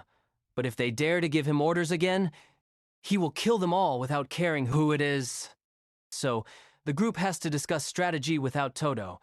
Noritoshi plans for all the Kyoto students to attack Yuji at the same time. Momo is worried that if Toge also goes with Yuji, it will be very dangerous, because cursed speech can take them all out with just one word. But Noritoshi says he already knows that cursed technique, so it's not a big deal. As for Miwa, it seems she doesn't want to participate in this killing business. The blindfolded teacher talks to Yutahime. He thinks that someone in the school is colluding with a curse user or a curse. Hearing that, Yutahime is very shocked. Then, he asks her to help him investigate this mole. She immediately asks, what if she is the mole? Gojo immediately dismisses that, saying that someone as weak as her wouldn't have the guts to be a mole. The woman gets so angry that she throws her tea at him. The Tokyo students are now ready for the competition with the belief that they will win, but Yuji is kicked by Maki for daring to act like a leader in front of his seniors. And so, the competition has officially begun. Both schools run straight into the forest. The Tokyo team has spotted a curse and is about to exorcise it when Todo appears and challenges them all to a fight. Yuji immediately flies in and knees him in the face. The remaining students immediately split into two groups and leave, leaving him for Yuji to handle. Actually, this was their plan all along. Use Yuji to hold off Todo, whom they consider a monster, while the rest of them go on a mission to exorcise the curses. Todo flies in and punches Yuji through the curse, sending Yuji flying into a tree, which makes him turn pale because the punch was too strong. He thinks if it weren't for the curse just now, he might have died. Not only that, but Todo also continuously attacks his head mercilessly. It seems like he's dead, but no, he's still very cool and stands up, cursing and saying that if you keep hitting someone in the head like that, what if they become stupid? This makes Todo very excited and he asks about his type of woman. Yuji finds the question a bit strange but still enthusiastically answers. He says his type is tall with a big butt, like the actress Jennifer Lawrence. Hearing an answer that is so wise and in line with his own, Todo immediately imagines fictional stories with Yuji, a scenario where he and Yuji become best friends, reading magazines together on the rooftop during breaks after each school day. Even when he fails to confess his feelings, his best friend Yuji will comfort him enthusiastically. Thinking about that makes him shed tears, declaring Yuji is his true brother. Suddenly, Mai appears and shoots at Yuji. Miwa also appears and attacks Yuji. Then, all the Kyoto students appear at the same time and are also preparing to attack Yuji, making Yuji realize that these guys are trying to kill him. Seeing this, Todo uses his cursed technique to swap Yuji's position with Noritoshi and says whoever dares to stand in his way, he will kill. This makes Noritoshi very surprised, not knowing what just happened because Noritoshi didn't know Todo's curse technique. So, the group has to leave and let Todo handle Yuji. This makes Miwa very happy because she doesn't have to fight anymore. As for Yuji, he feels confused because they all want to kill him but are fighting among themselves. On Panda's side, he's discussing the strange movements of the Kyoto students because he senses they suddenly started moving together right after they split up from Yuji. So, he thinks they are trying to kill him. However, he doesn't sense any hostility from them, so he thinks they are following the principal's orders. So, he assigns Toge the task of finding the curses, because if the competition ends, it will also prevent Yuji from being killed. As for him and Nobara, they will go and check on Yuji's safety. On Megumi and Maki's side, they also realize this. So the two decide to go back and save Yuji because Maki thinks that winning the competition but losing a teammate is meaningless. Momo is now observing from the sky to find the curses because this is the task assigned to her by the group. While she's busy searching, she is attacked by Megumi's Nue. Megumi and Maki then launch a surprise attack on the other students. Panda and Nobara are wandering around and find Momo unconscious on a tree because she was paralyzed by the electricity from Nue. Yuji and Todo are exchanging blows fiercely. Despite being injured, Yuji doesn't seem to be at a disadvantage against the monster Todo. He suddenly disappears and appears to punch Todo with a very powerful punch, which makes Todo tremble with excitement because his best friend is so cool. But Todo feels that the cursed energy Yuji used was not timed correctly with the attack, so he says this is wrong. Todo shouts loudly, and the whole forest hears it. Maki hears Todo's voice, so she vaguely realizes why Yuji is still alive. She wonders why Miwa separated from her teammates. Is it because she doesn't want her teammates to know her curse technique? The girl says she's very sorry about Yuji's case. She says she's not like the others. She just wants to win this competition. Besides, Students who perform well in the competition will be noticed by the teachers and recommended, so the chances of promotion are very high. Her family is very poor, and she has 2 younger siblings, so she wants to become independent quickly and earn a lot of money. Maki feels that she is a very kind person, so she wonders if such a kind person would be close to Mai. And now, she is ready to fight her. Todo says the divergent fist that Yuji used has cursed energy coming after the attack, which is too weak. So, if Yuji is satisfied with that weak technique, he can't win. Then, he asks Yuji if he is satisfied with that weakness. Yuji immediately rejects that weakness. Hearing such a reasonable answer makes Todo confirm that Yuji is indeed his best friend. The hand cannot be faster than the eye. One cultivates the eye to see through flaws in order to hope the hands can create works of art. This concept can be applied to many fields, including jujutsu sorcerers. Those with sharp eyes will far surpass those without, and Yuji has improved by leaps and bounds in the fight with Todo. He uses divergent fist and punches him in the head. He easily blocks the punch with his head. However, he still admits it's very strong. Divergent fist is created by the combination of the speed of the blow and the delay of the cursed energy. This is a rather difficult technique. However, it's only difficult for weaker opponents because when facing stronger opponents like special grade, it's just a normal punch. Then, Todo tells Yuji to make the cursed energy keep up with the speed of the fist by letting the cursed energy overflow. Cursed energy is born from negative emotions, starting from the navel and flowing to all other parts of the body. Because consciousness divides each part like this, the cursed energy has a delay. Humans exist in the world with spirit, body, and soul. Because it's a matter of course, many people have forgotten this. Hearing Todo's words, Yuji has gradually understood many things, and Todo decides to guide Yuji to become a strong best friend by his side. Nobara mocks Momo about everything in the world, and also curses Mai with all sorts of extremely annoying words. Even Panda is scared by her words. Suddenly, Panda is sneak attacked by Mekamaru, causing him to fall to the ground. It seems like he's dead, but no, he was just pretending, and gets up to punch Mekamaru. Panda says they are both basically just cursed corpses, so why be so tense? Hearing this makes Mekamaru very annoyed because he is not a cursed corpse. In fact, Mekamaru is remotely controlled by a jujutsu sorcerer wrapped in bandages, and this sorcerer's name is Kokichi Muda. Then, he uses his ultimate move, a thrust boost, to attack Panda. Seeing the force of the attack is too intense, Panda has to admit this guy seems strong and doesn't know what level this guy is at. According to his speculation, he's probably only at semi-grade 2. But the guy says he's at semi-grade 1, which stuns Panda because he's ranked higher than him. Then, he unleashes a cannon blast to attack Panda. Because the range of the attack is too wide, fearing it will affect his teammates, Panda has to take the full force of this attack. Panda is actually a cursed corpse created by the Tokyo Principal. But he's not a normal cursed corpse, but a mutated one that has had emotion since birth. And he is the Principal's greatest masterpiece, the leader in the field of creating cursed corpses. Then, Panda throws 1,000,000 punches at Mekamaru, making him struggle, and is even hip-checked and sent rolling. Panda says he knows he's not a cursed corpse because if there was someone like him, he would have heard about it. However, just because he's treated like a cursed corpse doesn't mean he should be upset. That makes him feel very hurt. The guy reveals about himself. He says his binding vow is heavenly restriction, unlike the self-imposed vows. This is a vow that has existed since birth. He was born without one arm and no legs, and the lower part of his body is completely numb. His skin is very weak and can't even stand the moonlight. His pores feel like they are being pricked by needles. In return, he has an immense amount of cursed energy and a long-range cursed technique. However, he doesn't want this and says he's willing to trade everything just to have a healthy body.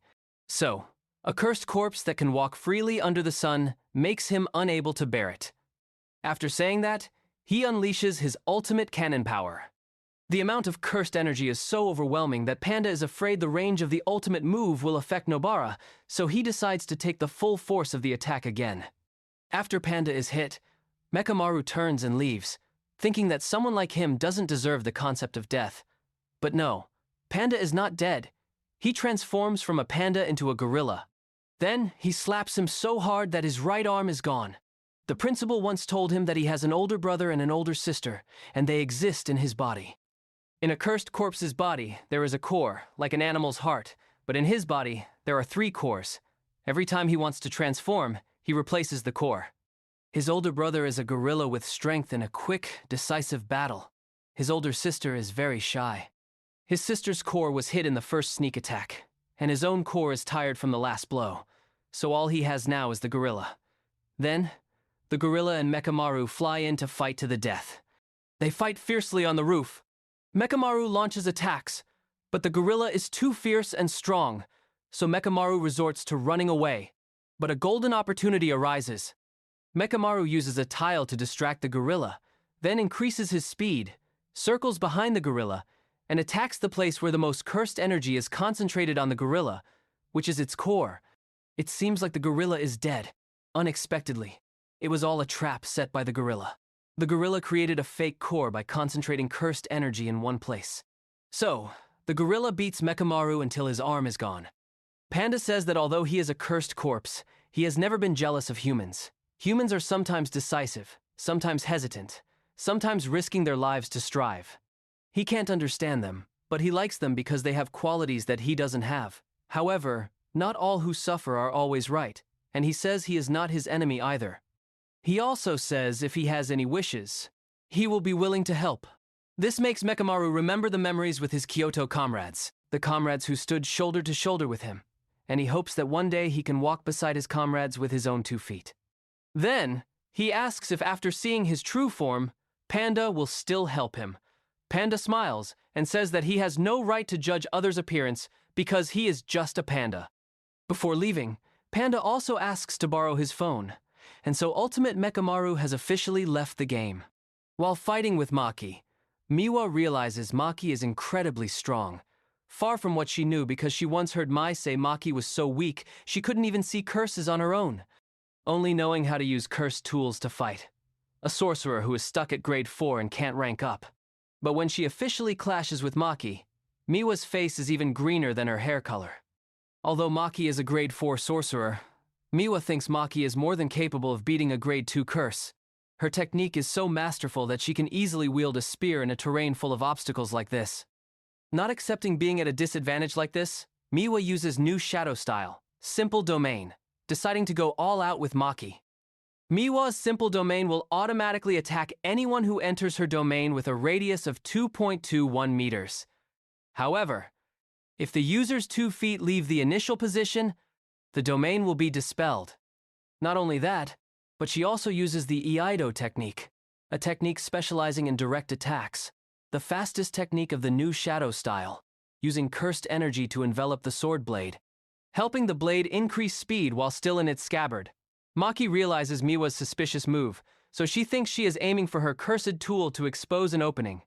So, she breaks her own cursed tool and throws each broken piece of the cursed tool at Miwa, including the hidden weapon she has. Taking advantage of the situation she just created, she immediately closes in on Miwa, forcing Miwa to leave her initial position, and the domain is dispelled. Not only that, but she also steals her sword. Witnessing Maki's amazing performance through a crow, the braided-haired woman wonders why Maki is not promoted to a grade 2 sorcerer. The braided-haired woman's name is Mei Mei, and she is a grade 1 sorcerer. She has the ability to control crows, and those filming crows are also hers. The blindfolded teacher says it's because Maki's clan keeps holding her back because they refuse to acknowledge her abilities. He also asks why Yuji's performance is always interrupted. Mei Mei says animals are unpredictable, which makes the blindfolded teacher wonder which side she's on. She immediately replies that she's only on the side of money.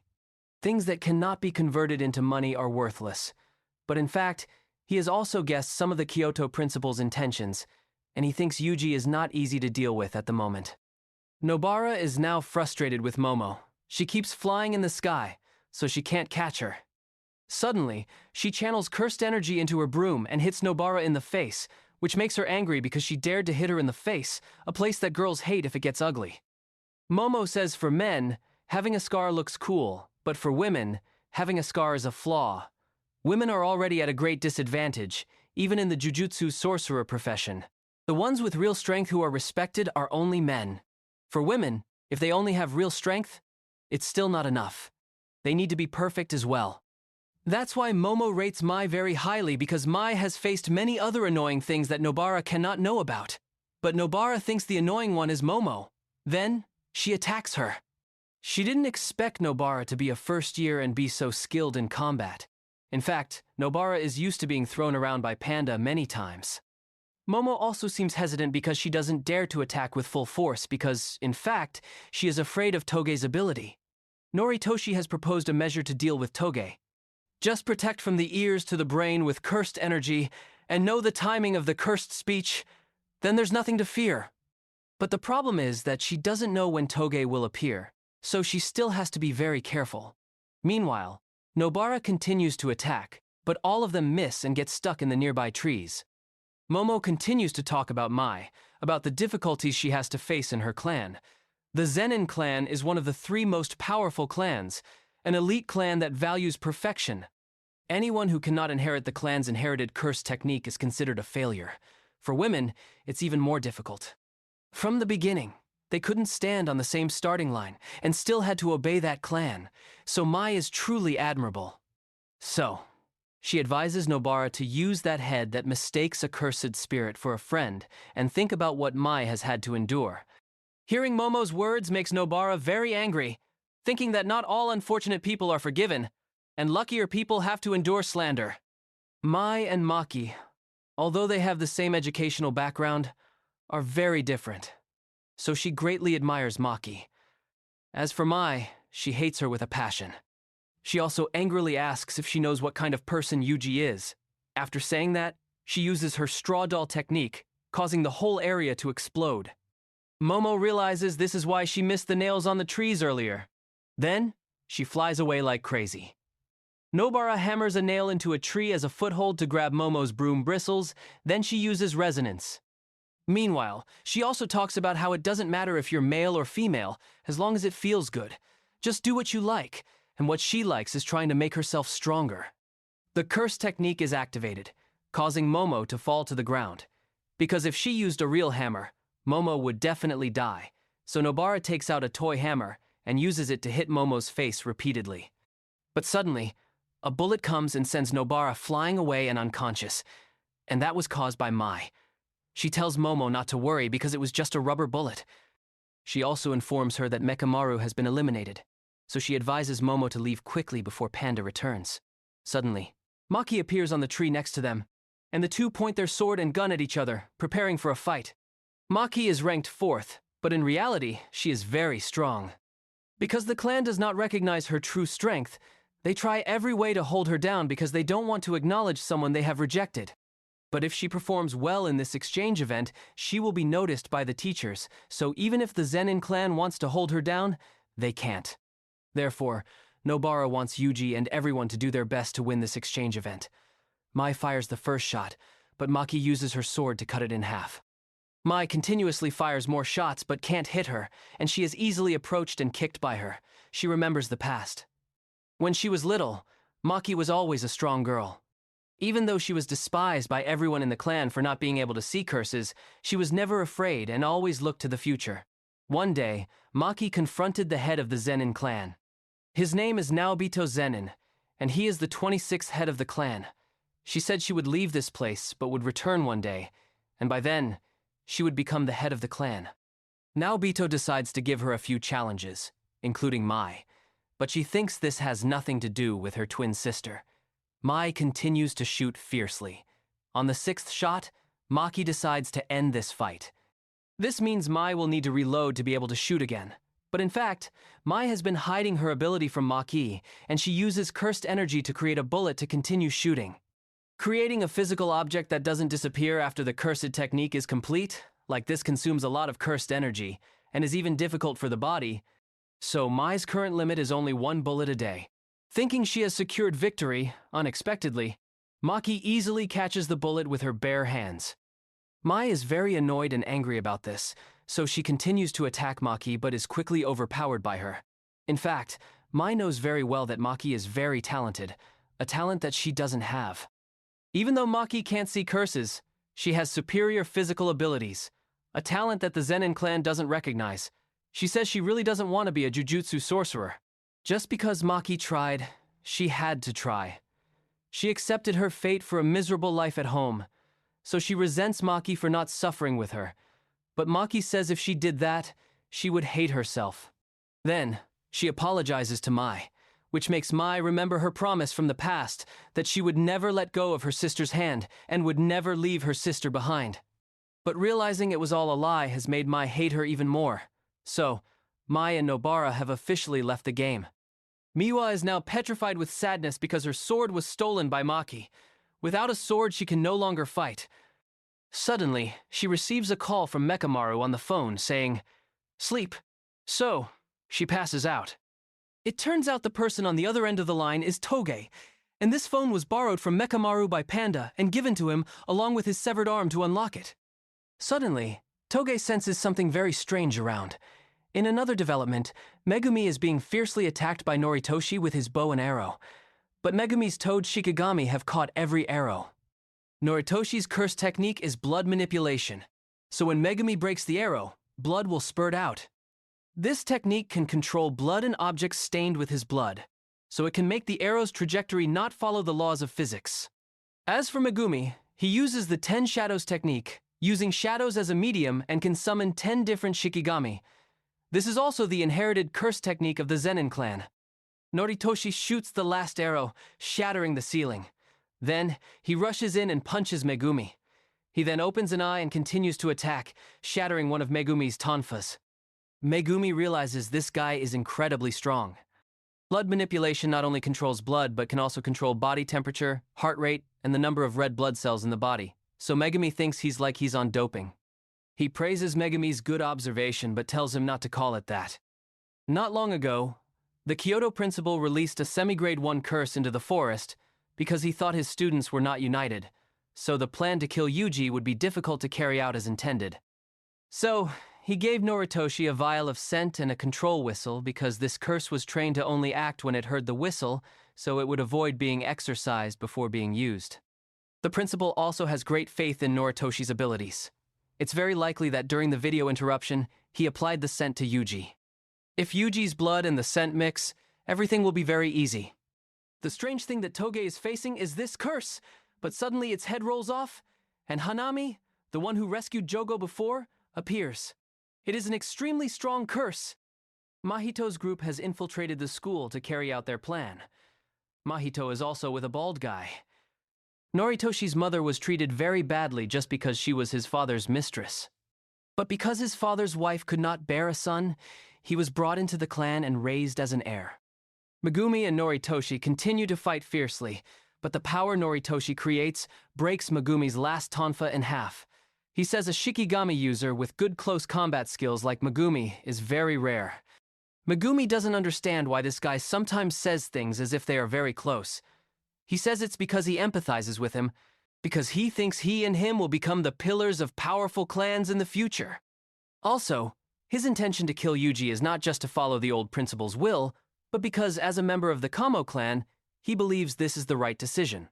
But Megumi says he has no connection with the Zenin clan for a long time. All he wants is to follow his conscience to help others. If he doesn't agree with him, the only way is for them to curse each other. Then Megumi summons a Shikigami that he just tamed, a very colorful elephant. The elephant immediately sprays water, washing Noritoshi away. Megumi continues to summon Nue. Nue attacks, but Noritoshi uses blood to control Nue. While fighting fiercely, a bunch of giant trees suddenly appear. Toge signals for the two to run quickly or they will die. The teachers are surprised to see that all the curses have been exorcised. The Tokyo side thinks that an intruder from outside might have done this. As for the old Kyoto principal, he is concerned about his curse being killed. Someone who can kill it must not be an ordinary person. The Tokyo principal decides to go see Master Tengen. The barrier around the school is controlled by him. The other teachers will go and investigate this matter. The bald guy with Mahito is a curse user. His name is Juzo Kumiya. He is also a fervent anti-fan of the blindfolded teacher and really wants to turn him into a coat rack. Then, he uses an axe to drive a nail into the ground, then summons a special curtain. In fact, this curtain is used to prevent Gojo from entering. Other sorcerers can still freely enter and exit. Gojo thinks that someone who can create such a curtain must be very formidable and know a lot about Jujutsu High. So, the old Kyoto principal and Utahime go inside, and here they encounter the bald guy. The old principal feels the evil aura of the curtain is very overwhelming, so he thinks the true master of the curtain is not him, but he is not someone who can be easily dealt with. Seeing this bald guy looks arrogant, the old principal decides to go all out with him. As for Utahime, she will go and ensure the safety of the students. On Megumi's side, the three are facing Hanami. According to Gojo's drawing, Megumi thinks this might be the special grade curse that fought the teacher.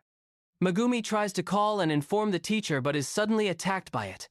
So, the three of them coordinate to fight it with extremely cool moves, but it doesn't cause Hanami any trouble. Megumi takes out a sword and slashes it, and he realizes this guy is incredibly tough. Noritoshi is busy wondering where Megumi got that sword. Then, suddenly, they hear Hanami's voice, a strange language, but they can understand it clearly. It says it only wants to protect the earth. The forests, oceans, and sky are crying because they can no longer coexist with humans. Although they know there are some good people, that kindness is too little. Therefore, the earth needs time to recover. So, humans should all die and become sages. The curse chases and attacks them. Toge uses curse speech to stop its attack. Noritoshi also uses his ability to injure it. This makes Megumi very surprised because he thinks Noritoshi was not serious in the fight with him earlier. Then, they continue to run. Noritoshi puts a lot of faith in curse speech because it's the only ability now that can deal with the curse. However, curse speech is also gradually weakening, so he hopes to at least meet Todo or even Miwa. Megumi thinks cursed speech might be able to stop the curse when he attacks, so he immediately summons Nue to fight. But Nue is pierced through by the curse because Toge has now almost reached his limit. As for Noritoshi, he is hit by the curse with a blow that sends him flying. Megumi feels this one is really strong because Toge hasn't even used superior words yet, and his throat can't take it anymore. However, Toge still tries to get closer to the curse. He uses his last strength and blows it away. That has exceeded his limit, so he passes out. Maki appears and uses Miwa's sword to slash the curse, but it doesn't faze it at all. Megumi also uses a sword and slashes the curse, and he realizes its weak point is the tree on its eye. Megumi takes out a playful cloud from his shadow medium and gives it to Maki. Curse tools are also graded like Jujutsu sorcerers, and playful cloud is a special grade curse tool, extremely powerful and has a very high selling price. Maki immediately uses playful cloud and hits the curse, sending it flying far away. Except for Shikigami from extended techniques, like the toad, which is a combination of two other Shikigami, Nue and another toad, the original 10 Shikigami of the 10 Shadows technique will not appear again if they are destroyed.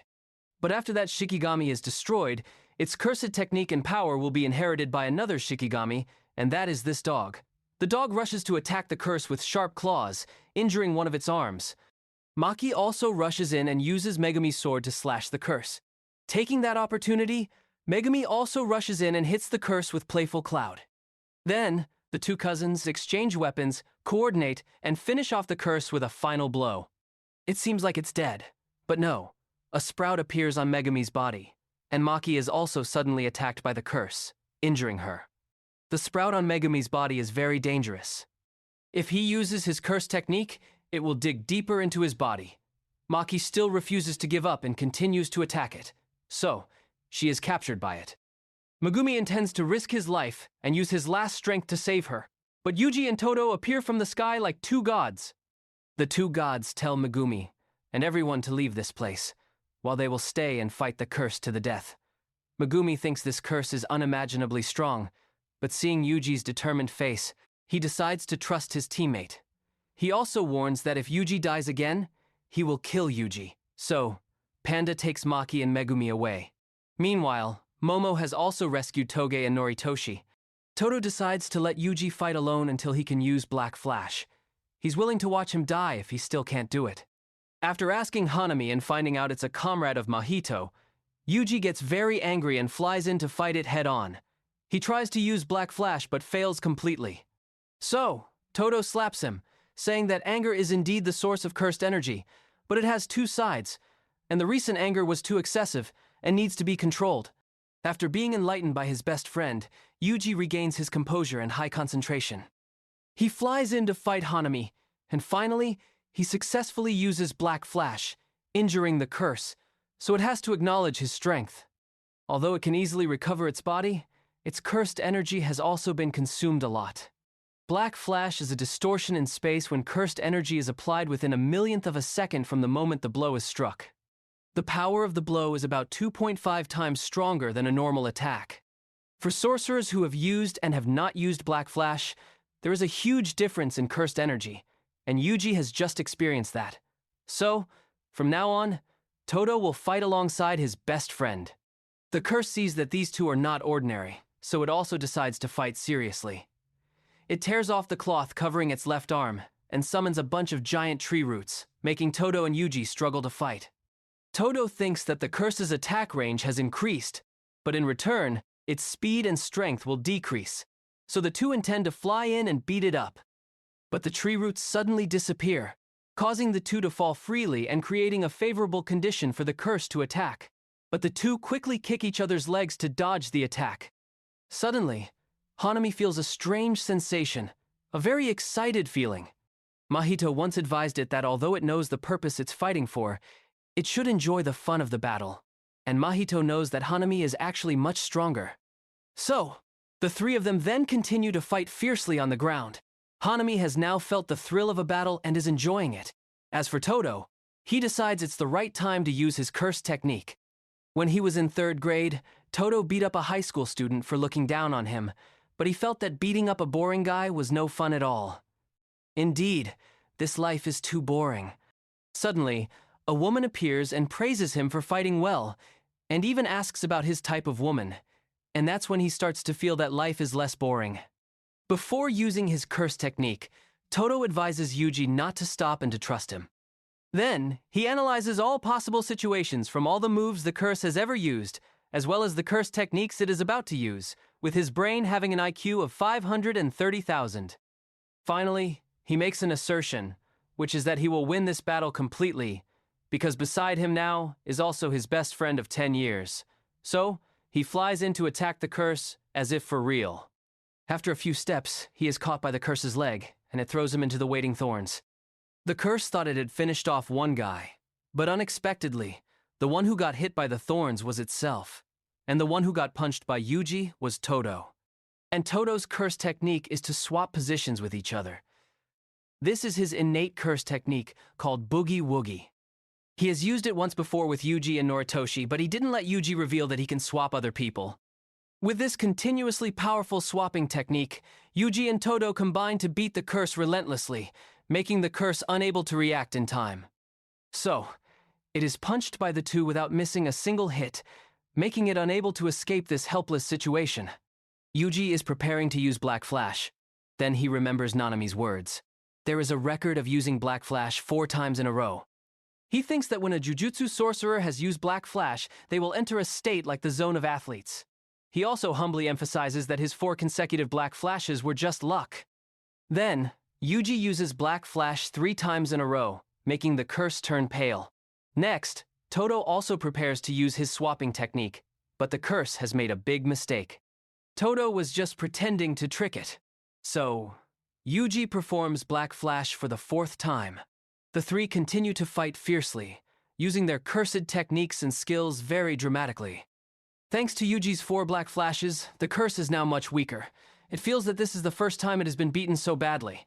However, the joy of enjoying this battle with it is still there. So, it summons a strange and unique tree. Then, the seeds of the tree attack both of them. This is also the seed that was planted on Megumi, but Todo has swapped Hanami's position with Yuji, and it only took Todo 0.001 seconds to understand these seeds. Then, he easily blocks those seeds because Todo has realized that what attracts those seeds is cursed energy. That's why the seed grew so large on Megumi's body, and Todo has withdrawn his cursed energy at the last moment before the seed reached him. The reason the curse is in such a bad state now is that it did not understand or doubt Todo's curse technique. In fact, he can swap within a fairly large range, and can also swap with cursed corpses and everything else. Or rather, he can swap with things that have a certain amount of cursed energy. Before, Megumi had revealed to Todo the location of Playful Cloud and the curse's weak point. So, Todo swapped Yuji's position with Playful Cloud. Then Todo channeled cursed energy into Playful Cloud and hit Hanami's weak point. But Hanami is very tricky. It uses its left arm to absorb the life force of the surrounding plants. Then it converts that life force into cursed energy on the bud on its arm. It is preparing to unleash a final destructive blow with that bud. It also intends to deploy a domain. But suddenly the curtain disappears, and in the sky, the unblindfolded teacher appears. Not long before, the bald guy Juzo faced the old principal's curse technique. He thinks the old man's curse technique is to amplify the sound of the guitar, turn it into cursed energy, and shoot it out, and the old man is just a loudspeaker for that guitar. As for Yuta Hime, she is facing a blonde guy. This guy's name is Haruta Shigemo, and he talks a lot of nonsense. Then, Nobara and Mai appear at the same time. The two are about to team up to beat up the blonde guy when the curtain disappears, and the blonde guy suddenly runs away. Back to the unblindfolded teacher. He feels that Yuji has improved a lot and realizes it's thanks to Todo's help. So, he decides to resolve things step by step. He suddenly appears at the bald guy's place and gives him a good beating. He also tells the old man to watch him because he will need to ask him many things. The teacher notices that the blonde guy has run away. Now only Hanami is left. This one is also a master of escaping, so the teacher decides to use his superior skill and attack it right here. Curse technique reversal, blue. Cursed technique reversal, red. Hollow technique, purple. That last move has devastated the entire forest. Todo wonders if Hanami is dead or not, because before, it managed to create a protective shield. Although the situation has improved, the blindfolded teacher still feels that things are not that simple. Meanwhile, Mahito has stolen Sukuna's finger and something he is carrying on his back. The blonde guy is wandering and mumbling underground when he meets Hanami, who is covered in injuries. So, he intends to send it to its grave to rest in peace. But Mahito appears and stops him, telling him not to do anything unnecessary or he will kill him. Then, Mahito also shows off his newly acquired loot, which are 6 of Sukuna's fingers and a special grade cursed object called the Cursed Womb, Death Painting, from 1 to 3. Mahito says most of the shrines at Jujutsu High are just for camouflage, relying on Tengen's barrier, so the layout changes every day. Among them are over 1,000 different gates, but only one gate leads to the cursed object storage, and only Tengen knows which gate of that day leads to the storage. Geto once said Tengen is immortal, but not ageless. Except for controlling the barrier, he hardly interferes in anything, so no need to worry about him. And the reason Mahito can know the right door to take is that Geto has attached a talisman created from Mahito's cursed energy to the finger at Junpei's mother's place. So, Geto deliberately let that finger be collected by Jujutsu High, and the talisman cannot be temporarily removed because it is under a layer of seal. Therefore, Mahito can easily follow it to get there. As for the reason for not sealing the blindfolded teacher in the curtain, it's because Geto doesn't want the teacher to notice Mahito, and he also wants to test the strength of the curtain with the teacher, so trapping the students will make the plan easier to carry out. Also, Geto senses that among the students, there is someone that Sukuna cares about very much, so he reminds him that if anything happens to the person Sukuna cares about, the plan will surely fall apart. Geto also sends a few curse users along, but Geto says the bald guy Juzo can be killed because he's the type of person who doesn't follow the plan, so it's hard to work with him in the future. The 3 first years are now eating pizza deliciously. Nobara wonders about Yuji's closeness with Todo, but Yuji himself doesn't remember the reason very well. Megumi thinks Yuji has become much stronger, so he will also become stronger and will not lose to Yuji. After saying that, the 3 realize that Todo has been sitting there for a long time and has heard everything, which scares Yuji so much that he runs away, even running up to the roof. At Jujutsu High, the supervisor reports on the damage from the recent incident. Many Jujutsu sorcerers were killed, and 2 treasures were lost. According to what was gathered, this is definitely the work of the cursed spirit that fought Nanami. As for the bald guy, he only talks nonsense and doesn't reveal anything important. He says he only followed orders, but doesn't know the name of the white-haired monk boy, nor does he know the boy's gender. The Tokyo principal thinks this matter should not be reported to the higher-ups yet because he doesn't want the Jujutsu world to know that a special-grade cursed object has been stolen. Also, he thinks this exchange event should be cancelled, but Gojo says we can't decide that. Then, he goes to ask the students for their opinion. He also doesn't forget to state the current situation. Todo immediately says he still wants to continue the exchange event and gives a bunch of very convincing reasons, like crying is for the relatives of the deceased, so we don't need to worry, and because someone has died, we need to be stronger, blah blah blah, all sorts of things that make the students feel convinced, so they all agree to continue the exchange event. But when they hear the blindfolded teacher say that this year there is no individual competition, only a team competition, it makes all the students question it because, according to tradition, the exchange event will take place over 2 days. The first day is the team competition, and the second day is the individual competition. So, Yuji represents them to draw the competition format.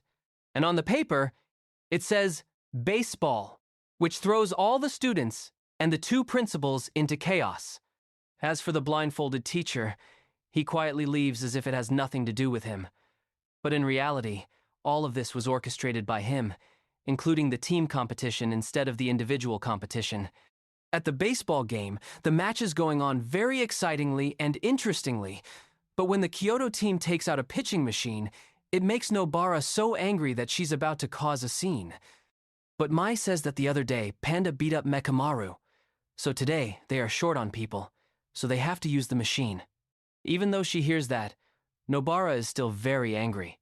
Gojo is watching very attentively from outside, every gesture of the students. It's Todo's turn to bat. Todo acts very cool and says some heartfelt words to his best friend, then gets hit in the face by a ball from Maki's pitch. So, Todo is out, which makes all the students seem very amused by her pitch. Only Yuji mourns the death of his best friend. Noritoshi asks why Yuji became a Jujutsu sorcerer and learns that he did it according to his grandfather's last words, to help people, so that when he dies, many people will see him off.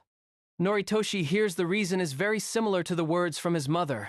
His mother once said that if you help many people will help you. Then you will become a great Jujutsu sorcerer and can confidently come to pick her up. And Noritoshi acknowledges that Yuji's reason sounds very good. Because he lost focus while talking, he is also eliminated.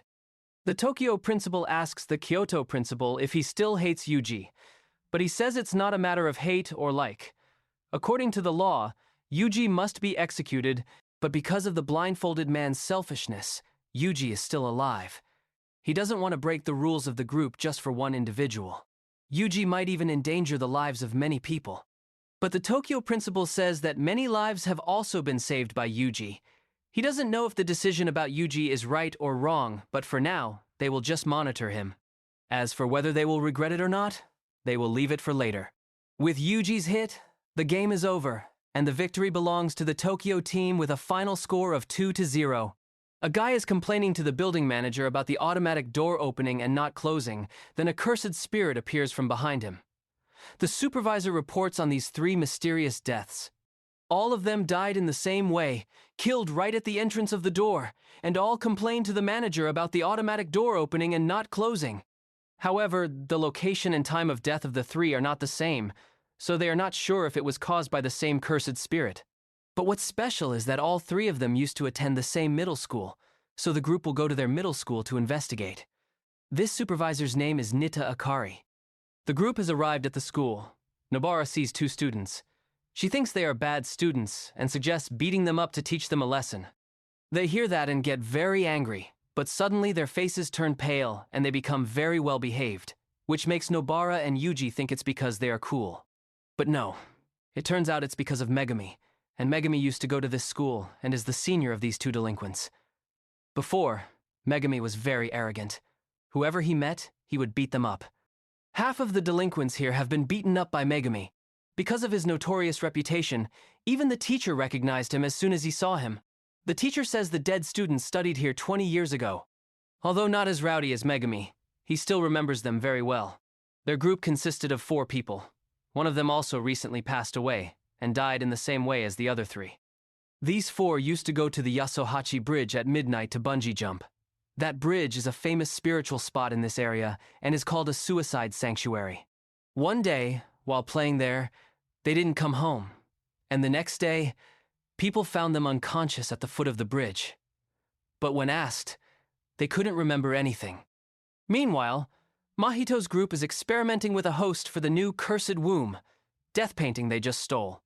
Mahito has captured a man and made him swallow the cursed object, and a cursed spirit has formed. As for Yuji's side, they have arrived at the bridge to investigate the incident. But after investigating until they are yawning, they still can't find any clues. So, the group stops in front of a supermarket to discuss their plan. Suddenly, Megumi's junior brings his old classmate to find him.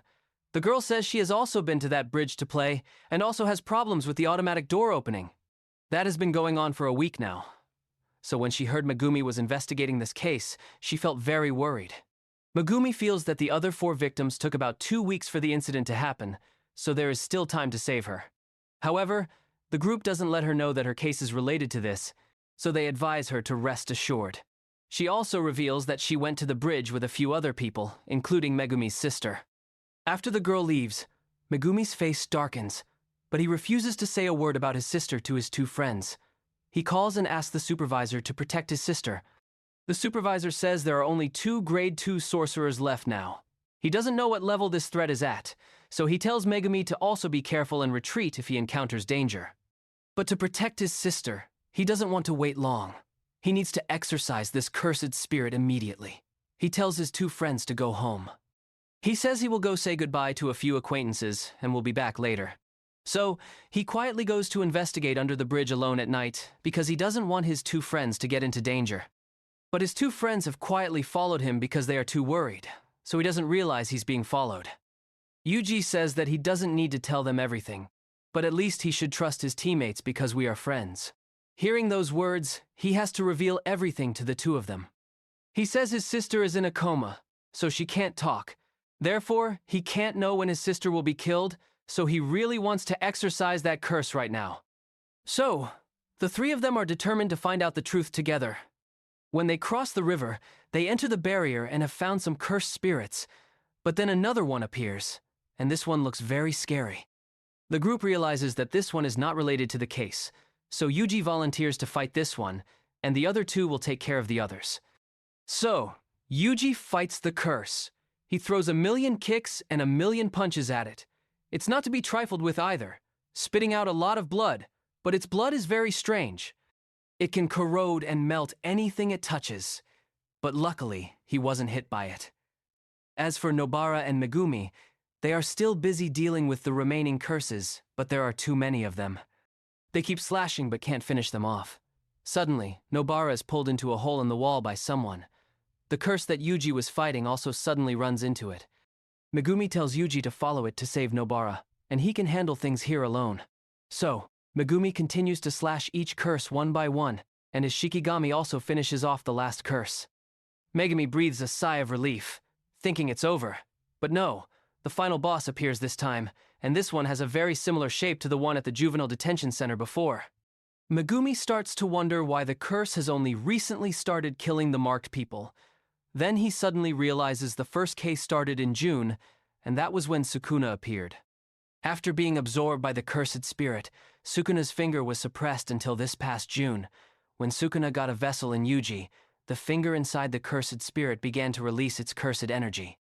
In Nobara's side of the story, she runs into a guy who looks very perverted, which makes her so disgusted that she gets goosebumps. The pervert says his purpose in coming here is not to kill Jujutsu sorcerers, so if Nobara leaves, he will spare her. He even thinks her purpose in coming here is the same as his, and his purpose is to retrieve Sukuna's finger. The curse that Megumi is facing, although similar to the one at the juvenile detention center, is much stronger. It shoots and breaks his sword. It also flies in and punches him. In his unconscious state, he remembers training with the blindfolded teacher. The teacher was very surprised that he wanted to train with him. He thought this was because he saw Yuji's remarkable progress. He thinks that his potential or strength is not inferior to Yuji's. It's just that he doesn't know how to show it all. He has observed the students very carefully in the baseball game and noticed that he used a block to accept his own elimination so that Nobara could run to the next base. But if it were Yuji or him, they would definitely risk it and try to hit a home run. He says that cooperating with teammates is good, but when you die, you will be alone. So, using your life to trade for victory and risking your life to win are two completely different things.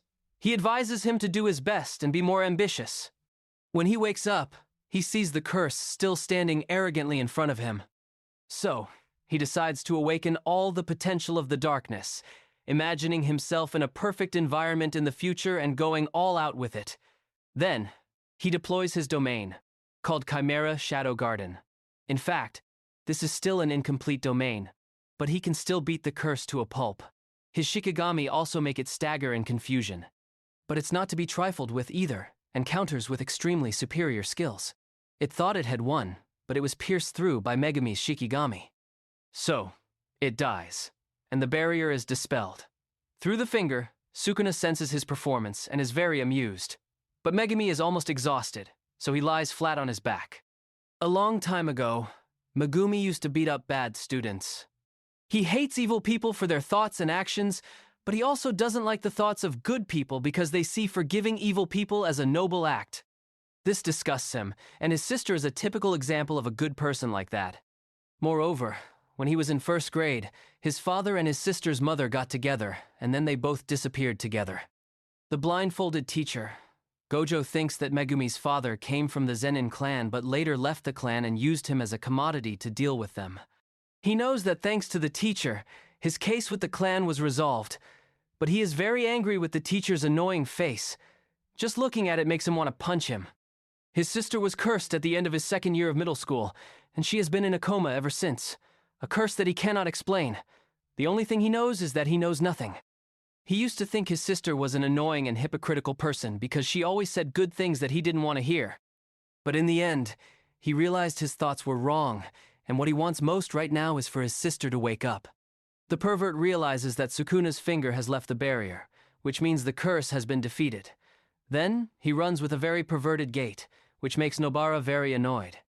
He says he is very ashamed of his back, so whoever sees his back, he will kill. Then, Yuji and the curse he was chasing appear from behind the pervert. This makes the pervert very angry. Taking the opportunity while he's angry, Nobara hits him with a hammer. So, he gets extremely angry and uses his innate curse technique called Rot Technique. Then, he reaches the pinnacle of an innate cursed technique called an Extreme Technique. It's the Wing King.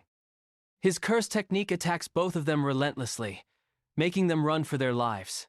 But because Nobara's speed is too slow, and she even falls flat on her face, Yuji has to carry her and run like a god, which makes her and the pervert very surprised by this superior speed.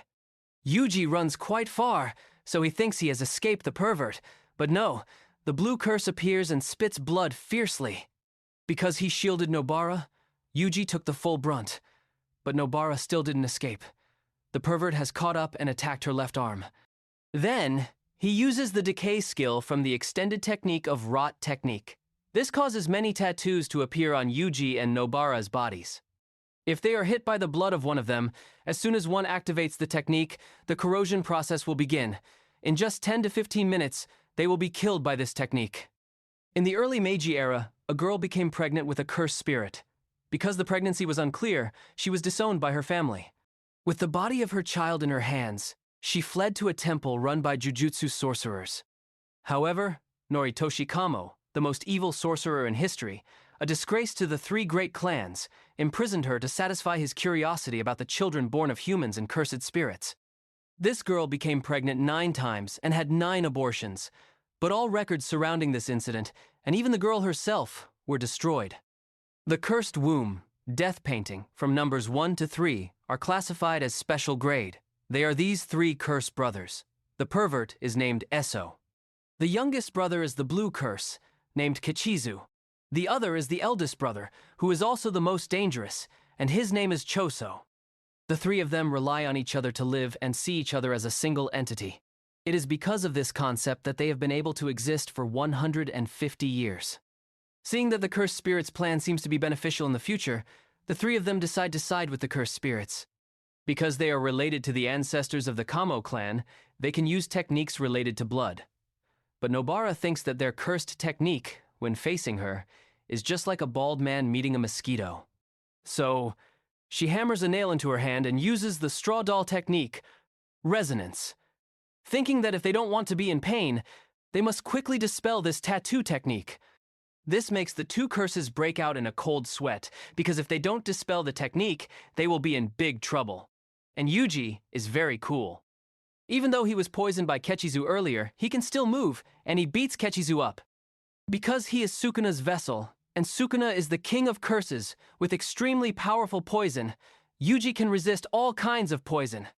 Seeing his younger brother being beaten like that, the pervert Eso can't hold back anymore. Taking advantage of the muddy water, Nobara hammers a few more nails to resonate more. Then, Nobara turns to attack Kechizu, while Yuji switches to confronting the pervert, trying to force him to dispel the technique. Although the pervert is very hesitant and wonders if he should dispel it or not, because deep down he is afraid his younger brother will be killed, he unconsciously dispels the technique. Next, Nobara and Yuji combine their black flash techniques, which are also activated at the same time, seriously injuring the two curses. Eso loses an arm, even though he had strengthened his arm with cursed energy to block the blow before. Kechizu is lying on the ground. His teeth are all chipped, but he still refuses to give up and gets up to attack Nobara. So, Nobara flicks her finger and he dies instantly. This is called hairpin, a technique that will make the cursed energy in the nail exceed its limit, then detonate with a terrifying force. Seeing his younger brother lying motionless makes Eso unable to bear it and sheds tears. Suddenly, a car passes by. Taking that opportunity, Eso jumps onto the car and runs away. Seeing that, Yuji immediately chases after him. He immediately takes a person in the car hostage to prevent Yuji from chasing. Nobara is very calm and uses resonance on Eso's lost arm from earlier, hitting it once, causing his blood to splash everywhere. Taking the opportunity while he's splashing everywhere, Yuji delivers a decisive punch to his stomach. So, he dies. Choso is gambling with Mahito's group when he feels that his two younger brothers have died, so his face looks very angry. On the way to Megumi's place, the two also express their views on the people they have killed. Yuji is very concerned about Eso. He shed tears when he witnessed his brother being killed right in front of him. Perhaps he can't forget this. When they arrive, they both break out in a cold sweat when they see Megumi is dead. But because of the noise of the two, Megumi comes back to life. Megumi sees that Yuji is the healthiest one in the group, so he gives Sukuna's finger to Yuji to keep and tells him absolutely not to eat it because they still don't know how many fingers Yuji can swallow. But Sukuna is a very opportunistic guy. He immediately swallows the finger when Yuji is about to take it, which leaves the two dumbfounded. A few days after the incident, the blindfolded teacher is talking on the phone with Yudahime. He is very proud and boasts that his students can defeat a special grade cursed object. Then, the two talk about some drinking party that's coming up. He is also worried about the mole but doesn't want to think that it's one of the students. Then, he transfers money to Meimei and relies on her because she is a person who loves money very much. So when she gets 10 million from him, she stands there laughing heartily. Megumi warns Nobara not to tell Yuji about the incident where Yuji swallowed the finger and activated the curse at the bridge, even though Yuji swallowed it to save Megumi. But Yuji will probably not accept this explanation. As for Yuji, he warns Sukuna not to tell Megumi about the incident where he swallowed the finger and caused many people to die. Todo and Meimei recommend Fushiguro Megumi, Panda, Kugisaki Nobara, Zenin Maki, and Itadori Yuji. All 5 of them become grade 1 sorcerers. If any of you are wondering why Toge wasn't recommended, it's because he has already been recommended and is currently at semi-grade 1. 12 years ago, in the wake of continuous natural disasters, cursed spirits were breeding prolifically, appearing everywhere like maggots. At that time, Suguru Geto was still a student at Tokyo Jujutsu High. Day after day, he went through the alleys, exercising and then absorbing the curses he hunted. He described their taste as being like eating a rag used to wipe up vomit. For him, his purpose in life was to destroy cursed spirits, to protect humanity. As a jujutsu sorcerer, at the same time, a mansion rumored to be a spiritual spot attracted the interest of many people. Students and even unemployed individuals flocked to the mansion to test their courage, and all of them mysteriously vanished one by one. To mitigate the damage as the number of missing people grew, Tokyo Jujutsu High took on the exorcism mission. 2 students, Meimei and Uta Iori, were sent by teacher Yaga to destroy the cursed spirit residing in the mansion. Upon arrival, the 2 sorcerers split up. However, no matter which way they moved, they always ended up meeting in the same place in a hallway. Meimei suspected they were inside something. To be precise, a barrier technique created by a cursed spirit to weaken and then kill its victims. Based on its technique, she deduced that the cursed spirit itself was quite weak. Therefore, she assigned this task to Yuta Hime to test her abilities. Not wanting to disappoint her senior, Uta Hime, after 30 minutes of moving, realized that the barrier was not circular but formed in a patchwork pattern. To break this type of barrier was extremely simple. Yuta Hime said they just needed to run in opposite directions very quickly, and the hallway barrier would collapse. Indeed, her method worked. The barrier couldn't keep up and began to fall apart. However, as Uta Hime crawled out of the rubble, she learned that the barrier collapsed because their second-year senior, Satoru Gojo, had arrived to rescue them. Besides Gojo, 2 others came to the rescue, Geto and Shoko Ieri. With his ability to absorb and control the cursed spirits he'd captured, Geto easily caught the cursed spirit behind Uta Hime before it could attack her. Back at the school, teacher Yaga came and gave Gojo and Geto an important mission from Master Tengen. They would have to escort and eliminate the star plasma vessel, a girl compatible with him. Teacher Yaga continued, explaining that although Master Tengen has an immortality technique, he is not ageless. The issue of aging isn't the main concern, but after aging to a certain point, his technique will regenerate his body, a process that can be called evolution. At that point, Master Tengen would no longer be Master Tengen. In the worst-case scenario, he could become an enemy to all of humanity. To prevent that, every 500 years, Master Tengen must merge with a star plasma vessel, a person compatible with him, to rewrite his body's information and stop the evolution process. However, teacher Yaga said that information about the star plasma vessel's location had been leaked, and 2 factions were targeting her. The first was the Curse User Group Q, and the second was the Time Vessel Association. Therefore, in 2 days, on the night of the full moon, Gojo and Geto had to escort the star plasma vessel to Master Tengen to perform the assimilation. Upon receiving the mission, the 2 immediately set off for the girl's house. Gojo would stand guard below while Geto went inside. Unexpectedly, just as he reached the door, a large explosion occurred. The star plasma vessel was thrown out of her room and was free-falling to the ground. Geto, without hesitation, rushed out of the building and successfully caught her with his cursed spirit. The one who created the explosion was a member of the Curse User Group Q.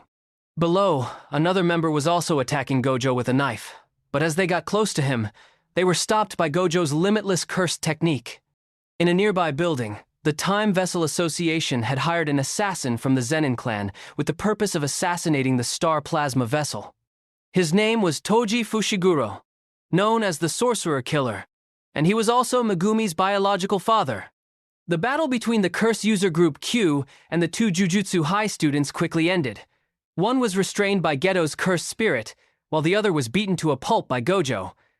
The star plasma vessel, a girl named Riko Amanai, also woke up. As soon as she opened her eyes and saw Gojo's face, thinking he looked like a pervert, she slapped him. When Geto stepped in to explain, she called him a pervert too because of his disgusting long bangs. Fed up, the 2 boys were about to twist the girl's bones out of spite until her attendant, Kuroi, appeared and explained, clearing up the misunderstanding. Afterward, Riko was taken to school to meet her friends one last time, as Jujutsu High had called to request that Gojo and Geto fulfill all of Riko's wishes before the assimilation process with Master Tengen took place. Her parents had died in an accident when she was young, and besides her attendant Kuroi, her friends were her closest companions. The Time Vessel Association, at this point, couldn't sit still because Toji, after receiving the deposit, was spending his days gambling.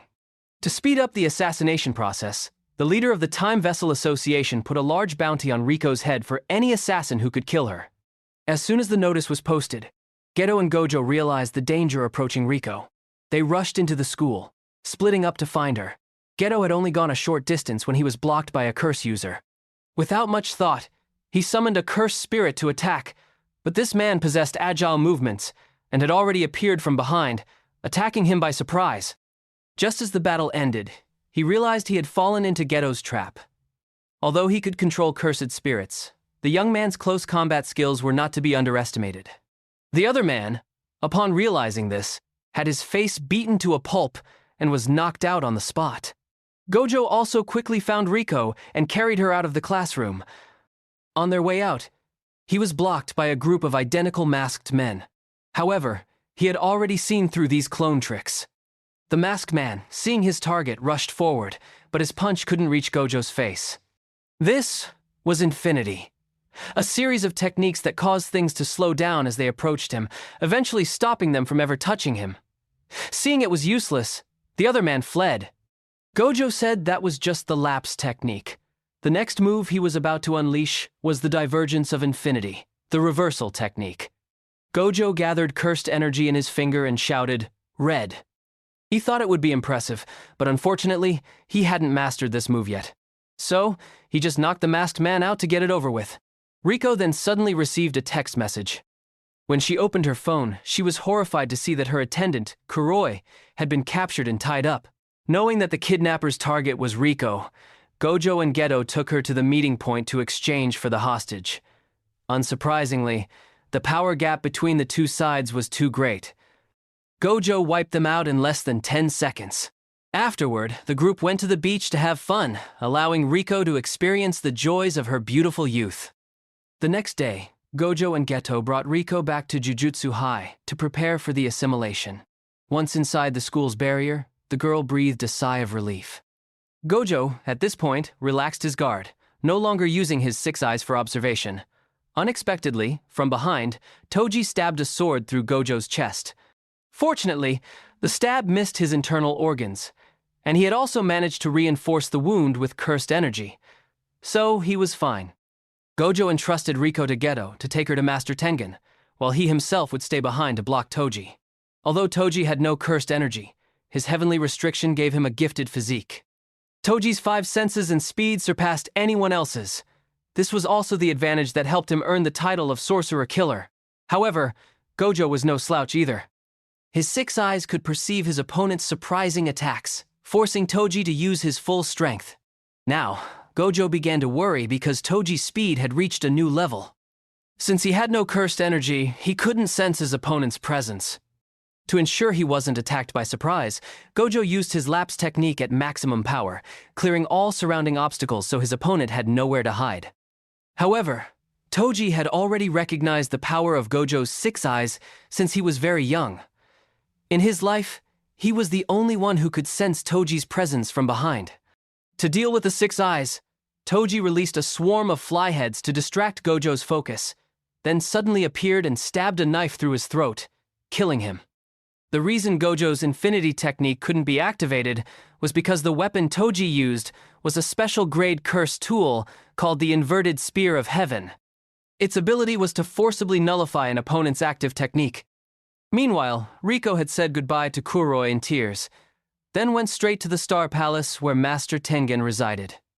Geto said that as long as she walked past those steps, she would be protected by him until the assimilation was complete, or she could choose to go back with Kuroi. Because before, when Teacher Yaga gave them this mission, he had also felt very guilty.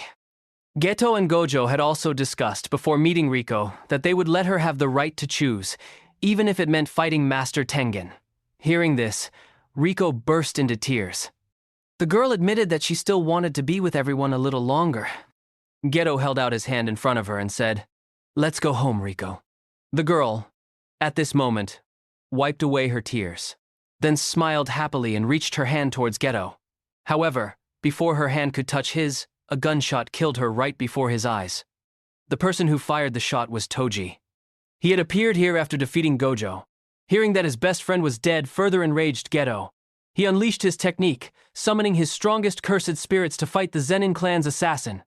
Within seconds of being summoned, a dragon-shaped cursed spirit flew and bit Toji, dragging him to the center of the barrier. However, with the title of Sorcerer Killer, this was nothing to him. Geto's sturdy dragon was easily split in two by Toji. Just as the Zenin assassin was about to continue the fight, time and space suddenly stopped. A fictional vengeful spirit appeared and asked Toji if he was beautiful. He replied that she was not his type, and the vengeful spirit immediately became angry, conjuring scissors that almost took his ear. Toji didn't hold back, using the inverted spear of heaven to shatter the vengeful spirit's space.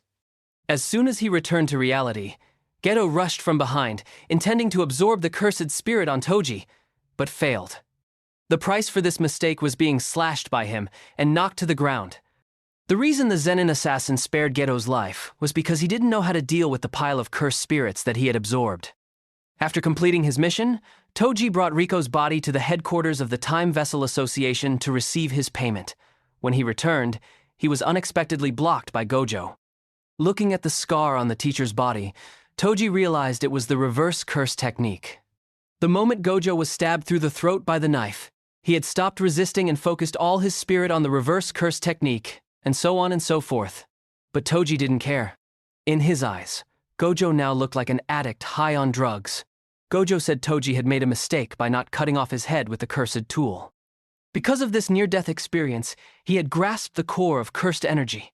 But Toji thought that now was the time to decide the winner.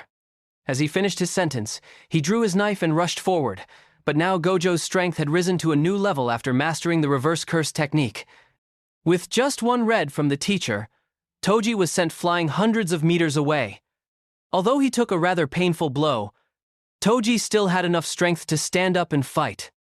He knew very well that Gojo had 3 very dangerous techniques. First was Infinity, which created a barrier. Second was Blue, which created an attractive force.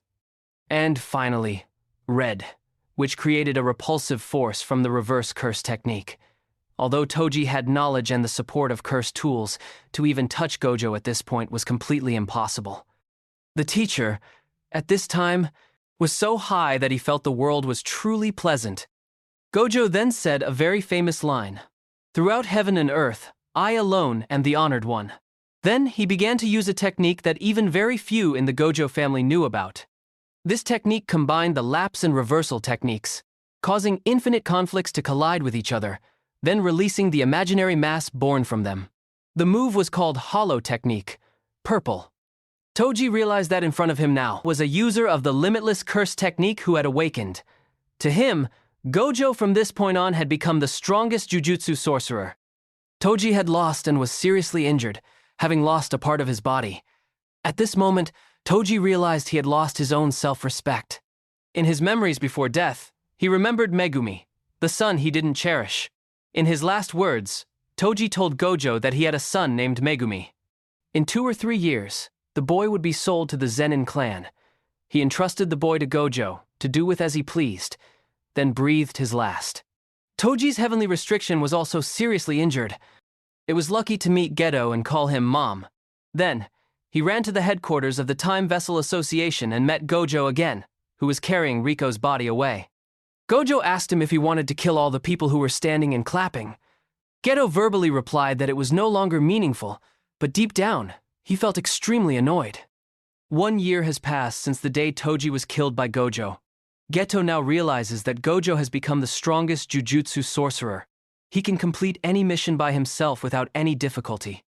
Shoko doesn't often participate in dangerous missions, so most of the time Geto has to operate alone more often. Day after day, Geto goes everywhere, destroying cursed spirits and then absorbing them. Perhaps only he knows how terrible their taste is. From that day on, his will to protect people as a Jujutsu sorcerer begins to waver. He calls ordinary people monkeys. Then a person appeared who changed Geto's perception and turned him into a completely different person. She is Yuki Tsukumo, a special-grade Jujutsu sorcerer. However, due to laziness, Yuki often wanders abroad and doesn't accept missions. Yuki tells Geto that if he wants a world without the existence of cursed spirits, he must go straight to the root of the problem, which is to create a world where cursed spirits cannot be born.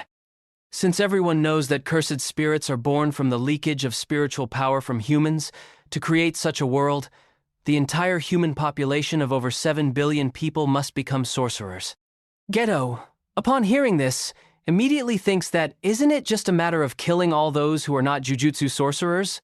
Adding to this, Yuki says this is also a good way. This causes his inner turmoil to become more and more chaotic.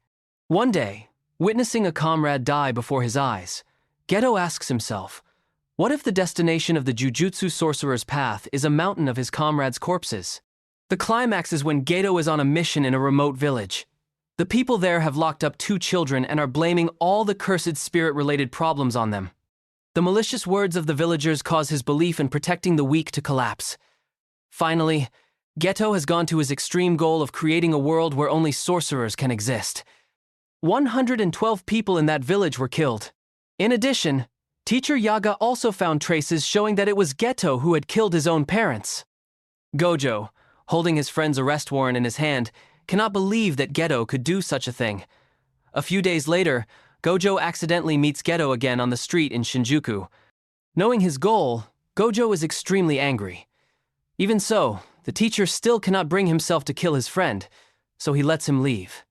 After that, Geto goes to the headquarters of the Time Vessel Association and uses force to become the new leader, with the purpose of collecting cursed spirits and money from the followers. As for Gojo, at this time, he has found Megumi and is about to say that it was he who had killed his father, but he cannot say it because Megumi interrupts him and says that he doesn't care about his father at all. Before continuing to Season 2 of Jujutsu Kaisen, let's go to Movie 0 to have more understanding about what happened in Season 1 and what will happen in Season 2. On a drizzly afternoon, with the sun hidden and the streetlights already on, a high school student named Yuta Okkotsu, the protagonist of this story, is being bullied in a classroom. As the bullies prepare to beat him up, Yuta pleads, "Stop." Not to them, but to a white cursed spirit that is about to attack them. The bullies are then violently stuffed into a locker by the cursed spirit, sustaining serious injuries. Yuta is left sitting dejectedly, filled with guilt and repeatedly murmuring apologies. At the Jujutsu High Council, the elders discuss the incident. Fearing that many more people will be harmed by Yuta's curse, they sentence him to a secret execution, entrusting the task to Satoru Gojo. Gojo notes that Yuta managed to overpower 3 Grade 2 sorcerers and 1 Grade 1 sorcerer, which is why the task fell to him. However, Gojo believes it would be a waste to execute someone so powerful. He proposes to the council that Yuta be transferred to Jujutsu High, where he can learn to control his power and use it for good. Later, Gojo visits Yuta in a sealed room. He knows Yuta has attempted suicide multiple times, only to be stopped by the white cursed spirit, which even bent the knife he tried to use on himself. Gojo suggests Yuta enroll in Jujutsu High, but Yuta flatly refuses, afraid he will only continue to harm people if he goes outside.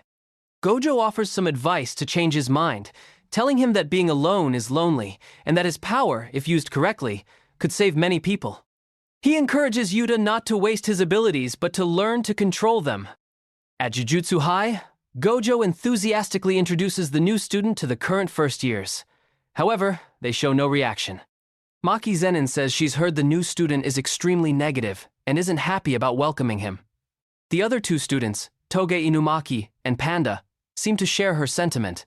Outside, Yuta is nervous, sensing the cold atmosphere inside.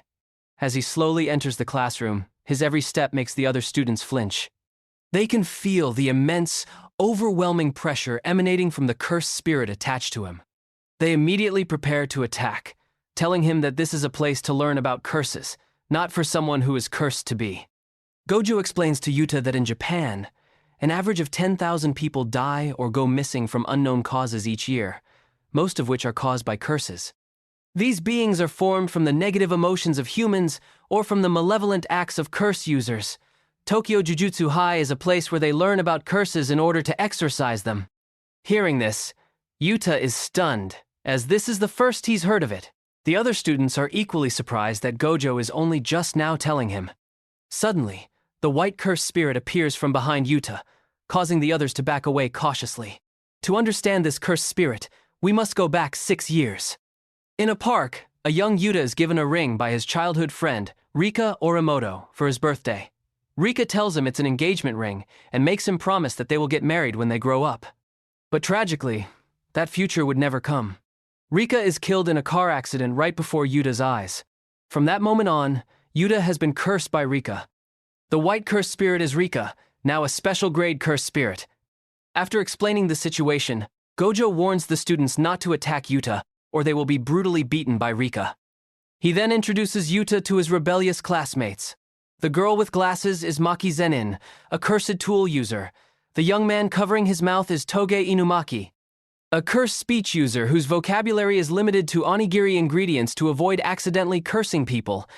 And finally, Panda. Yuta's face turns pale as he realizes the one he most wanted to know about, Panda, received no further explanation. With Yuta joining, the first year now has 4 students. For an afternoon practical lesson, Gojo splits them into 2 teams, Panda with Toge and Maki with Yuta. Maki is clearly annoyed at being paired with Yuta. Knowing he was bullied before, she tells him she'll be bullying him from now on, finding his good guy act nauseating. She questions why he acts like a victim when he's protected by a powerful curse. She warns him that if he continues to be passive with no clear goal, he won't survive at Jujutsu High. Her harsh words prompt Panda and Toge to intervene. Gojo takes Maki and Yuta to an elementary school where 2 children have mysteriously disappeared, likely due to a curse. Maki explains that places like schools and hospitals are breeding grounds for negative emotions that eventually form curses. Their mission is to exorcise the curse and rescue the children, or at least retrieve their bodies. Gojo then casts a veil, a barrier that conceals their activities from the outside world and lures out curses. He leaves, telling them not to die. As Yuta stands nervously, Maki is already engaging 3 curses that have appeared. She tells him that weaker curses tend to travel in packs, and with a single strike, she exorcises all 3. They head inside the school.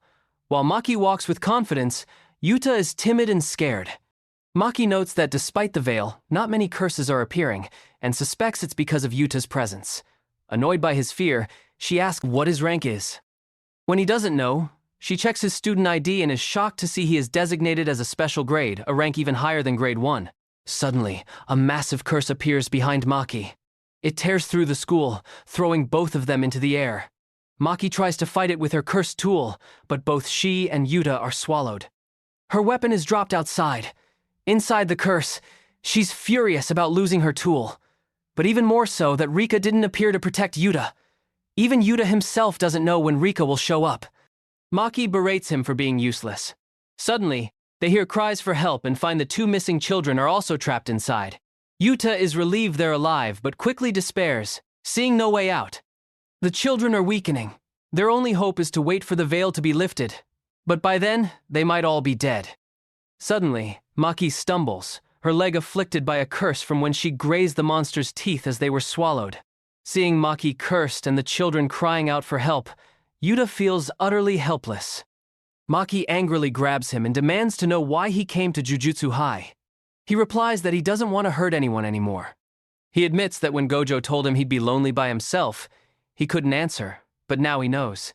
He wants someone to need him. And more than anything, he wants to feel confident that he deserves to live.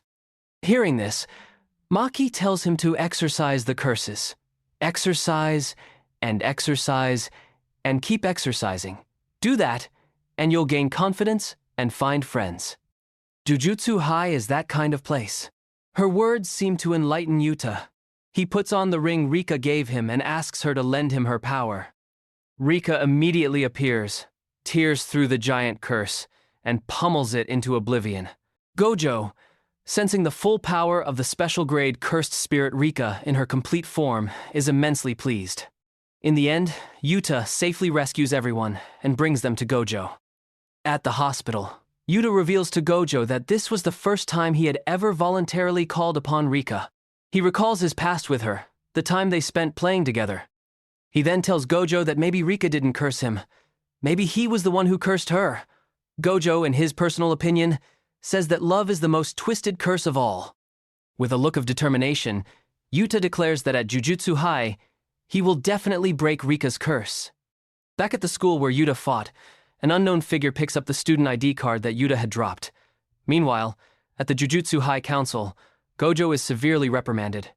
They had entrusted Yuta to him to prevent Rika from fully manifesting, yet it took only 422 seconds for it to happen. Gojo doesn't try to make excuses but points out the perplexing nature of Rika's case. A girl with no ties to a sorcerer lineage becoming such a powerful cursed spirit. He argues that they cannot control what they don't understand, and that for now, they should let things be. If something terrible happens, he will personally stop Rika. As he leaves, the council reminds him that Yuta's death sentence is only suspended.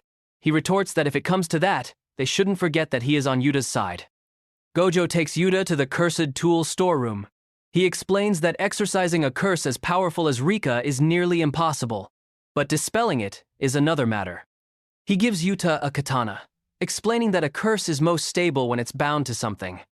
Yuta has been using the ring to connect with Rika, and now, by channeling Rika's curse into the katana and learning to control it, he might one day be able to fully control the curse and set them both free. But first, he tells Yuta, he needs to train his weak body. Yuta begins training with Maki. They fight seriously, and despite his best efforts, Maki easily overpowers him. Driven by his desire to become strong enough to break Rika's curse, Yuta eagerly asks for another round. Seeing this positive change in him, his classmates are pleased. Panda notes that even Maki seems happier than usual. Later, Gojo assigns a mission to Toge. As a grade 2 sorcerer, he can handle missions alone, but Gojo asks Yuta to accompany him to provide support and learn about Toge's cursed speech. He warns Yuta to try not to let Rika out, unless he can control her through the katana. Their mission takes place in a shopping district slated for demolition, where several low-level curses have appeared. The supervisor, Ijichi, is briefing them when Toge disappears, only to return with a bottle of throat medicine. After Ijichi puts up a veil, they head inside. They find a large swarm of fish-like curses gathered in one spot. Remembering Maki's words about weak curses, Toge calmly pulls down his collar, approaches the swarm, and says, "Explode." The curses are all instantly obliterated. After he speaks, his voice is hoarse, and Yuta realizes why he bought the throat medicine. Thinking the mission is over, they head back, but the veil doesn't lift. A powerful curse appears behind them.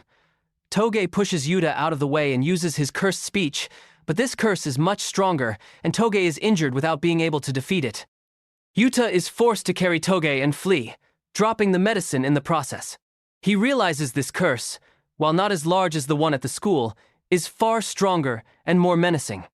It waits for them right in front of the veil, not pursuing them even after Toge had twisted its arm. Yuta feels guilty that Toge was injured, saving him. With their phones not working inside the veil, the only way out is to exorcise the curse. Toge, though nearly exhausted, prepares to go back and fight. For the first time, Yuta feels he understands Toge's difficult-to-understand words and the thoughts hidden behind his inability to communicate freely. He tells Toge he's fine and that they'll fight together. Wielding his katana, Yuta faces the curse. It reacts with hostility, not because of Yuta, but because it senses the danger of Rika. Yuta focuses on channeling the curse into his blade. The monster attacks with pillars of light, but Yuta dodges them all and gets behind it, wounding it with a slash. However, the curse quickly retaliates, and Yuta barely avoids a fatal blow. Realizing he can't win alone, he retrieves the throat medicine and throws it to Toge. After drinking the medicine, Toge says, "Get crushed," and the cursed spirit is flattened and destroyed. The two high-five in victory. Suddenly, a figure appears above them with another cursed spirit, furious that he missed seeing Rika. Meanwhile, Panda explains to Yuta that Toge and Yuta are quite similar. Toge was born with the ability to use cursed speech, which meant he also unintentionally cursed people, much like Yuta. That's likely why Toge took an interest in him from the beginning. Later, Maki finds Yuta training. He asks for tips on channeling cursed energy into his sword, but Maki tells him not to ask her anything about cursed energy. Supervisor Ijichi reports to the blindfolded teacher that someone has cast another veil on top of his, and has also released a grade 1 cursed spirit. The teacher says he knows who did this. He saw the remnants at the scene. It was one of the 4 special grade sorcerers, a man who was expelled from Jujutsu High for killing over 100 innocent people, and that man is Suguru Geto. The teacher and he were once best friends. Do you remember which cursed spirit was attached to Geto? It was the same cursed spirit that was once attached to Toji. After Toji died, the cursed spirit no longer had a master-servant bond with Toji, so Geto was able to absorb it. A mother brings her daughter to Geto because she thinks her daughter is possessed, but the daughter is very scared and keeps insisting on going home. But when she hears Geto correctly describe the symptoms she is experiencing, the girl no longer insists on leaving. So, Geto exorcises the curse that is attached to the girl. The girl immediately feels her shoulders become lighter. The mother and daughter are very happy and thank Geto profusely, seeing him as a living Buddha. But after they leave, Geto reveals his true nature, thinking that they are just a bunch of stupid monkeys who don't know how to use jujutsu. Then, Geto and his secretary go to a meeting. This secretary's name is Manami Suda. While the two are walking, they also take a few pictures. Suddenly, a bald old man rushes over and curses Geto. The old man thinks that since he has already given Geto money, Geto must quickly exorcise the curse for him, but the secretary says that for the past 6 months, she hasn't seen the old man give any money. Geto says there are 2 types of monkeys in the world. The first type is for extorting money. The second type is for exorcising curses, and the old man is the first type. But once he has no more money, he is just a useless person. Then, the old man is sucked dry by Geto's cursed spirits and vaporized.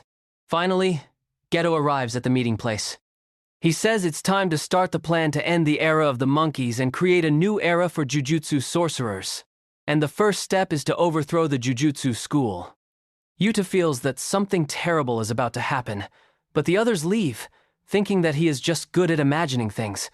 But it turns out Yuta's feeling was completely right. A giant cursed spirit bird lands on the jujutsu school, along with Geto. Inside the bird's mouth are his followers. When they see Geto approaching Yuta so quickly, the whole group turns pale. He tempts Yuta with all sorts of things, saying that Yuta has great power and should use it for a greater purpose. He asks him to join him in annihilating all non-sorcerers to create a world where only sorcerers exist. This makes the whole group turn pale again. The blindfolded teacher has arrived and warns Geto not to poison his student. After that, the other teachers also arrive. Geto says that the first-year students under the blindfolded teacher's charge this year are very outstanding. A cursed special-grade sorcerer, a descendant of a cursed speech user, a mutated cursed corpse, and a failure from the Zenin clan. He says his world doesn't need a monkey like Maki. Hearing his friend being insulted, Yuta becomes furious. He then announces to everyone that he has come here to declare war. At dusk on December 24th, he will carry out the night parade of 100 demons. The locations will be in 3 areas: Shinjuku, Tokyo, and Kyoto. In each place, he will release 1,000 cursed spirits and order them to massacre the people. If they don't want that to happen, they should do their best to stop it. After saying that, he leaves. The blindfolded teacher sees that his friend has fallen, which makes him very sad. He remembers Geto's former ideal that jujutsu sorcerers must protect non-sorcerers, but then he fell and went against his former ideals. The Jujutsu school side discusses strategy for the upcoming event and requests the summoning of Jujutsu sorcerers from all over to fight together because the number of cursed spirits that Geto will release is enormous. On Geto's side, they are also discussing strategy. He says if both sides fight seriously, their chances of winning are very low. But to increase the chances of winning to 99%, there is only one way: kill Yuta and steal the curse, Rika. Because Geto's technique is cursed spirit manipulation, which has the ability to absorb and control the curses he has exorcised. He also says that the Jujutsu school will not bring Yuta to the battlefield when they have a sure win, because if used improperly, both friend and foe will be killed. So the purpose of this mission is to isolate Yuta. Maki comes to see Yuta. She reveals that Toge and Panda and the others have already gone to fight. She also explains the reason why she is called a failure to Yuta. She says her Zenin clan is one of the 3 outstanding clans in the jujutsu world, and the minimum requirement to be a jujutsu sorcerer is to be able to see curses. But she has to wear these glasses to be able to see. As for her cursed tools, they have been imbued with cursed energy in advance. She cannot do it herself. That's why she previously told Yuta not to ask her anything about cursed energy. Also because she comes from a powerful clan in the jujutsu world. A person with nothing like her is looked down upon by them.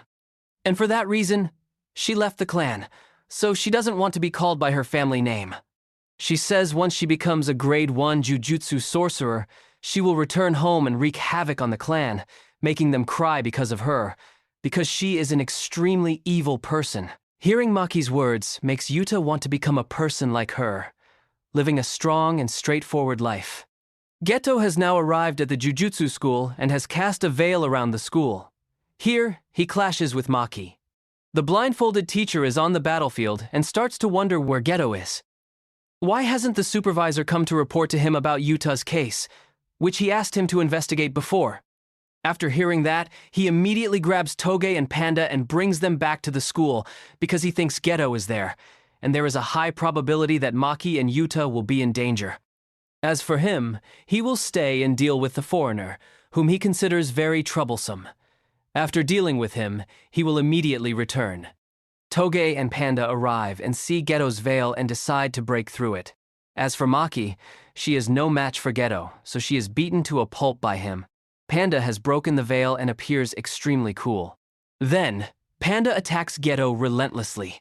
Panda is very agile and decides to go all out with Geto, continuously attacking with great ferocity and strength. But Geto doesn't seem to have any difficulty fighting Panda.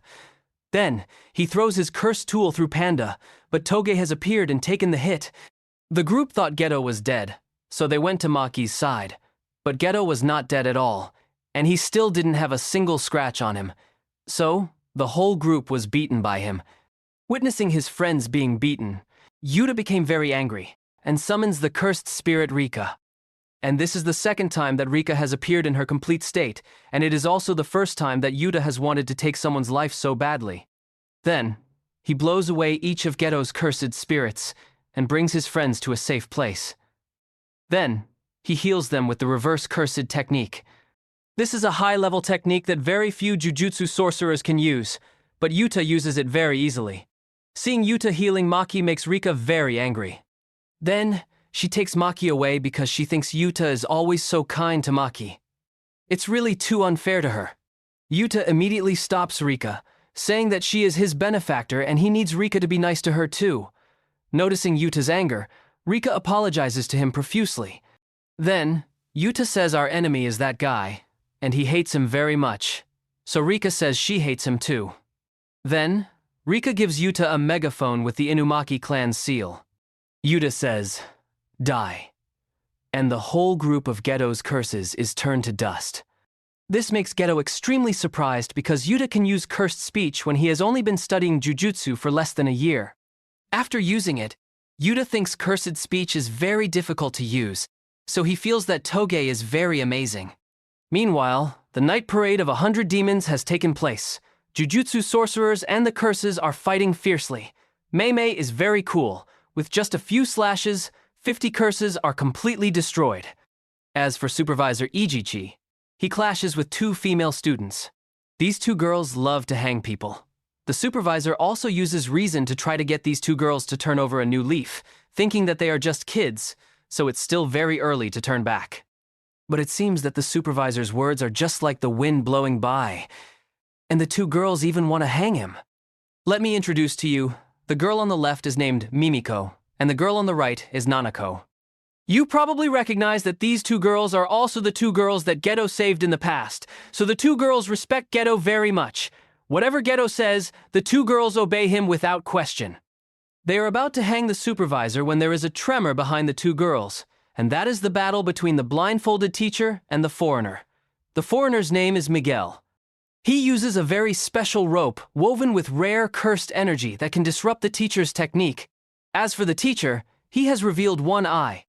Then, he blows away the annoying curse next to him, which makes the foreigner start to worry and analyze the teacher's abilities.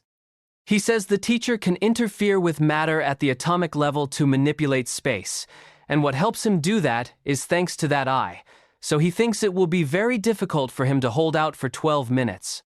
That is the time limit for the mission to be completed. Then, he whips the teacher with a whip, but he is punched by the teacher without missing a single hit, which makes him scared and run away. The teacher chases after him and continues to grab his head and beat him up some more, which makes him extremely miserable and feel insecure, because it has only been 2 minutes, which means he still has to fight the teacher for another 10 minutes. If by any chance he dies, he promises to haunt Geto. Many Jujutsu sorcerers were seriously injured and taken to the treatment center, which made Shoko blame Geto for the terrible consequences. Yuta and Geto are now preparing for a fight. Geto takes out the special grade cursed tool, Playful Cloud, while Yuta uses his sword and is supported by Rika. Then, the 2 sides rush in and attack relentlessly. The sword and Playful Cloud constantly clash with each other. Neither side is willing to give in, because if you give in a fight, you will definitely be beaten to the ground. Geto takes advantage of the situation and summons a cursed spirit to bind Yuta. But thanks to Rika's support, Yuta is able to break free and slash it away. Continuing to take advantage of the opportunity, Geto adds another blow, knocking Yuta out.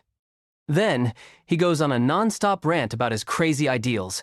Too angry because this guy keeps talking nonsense, Yuta uses cursed energy to increase his speed and rushes straight at Geto.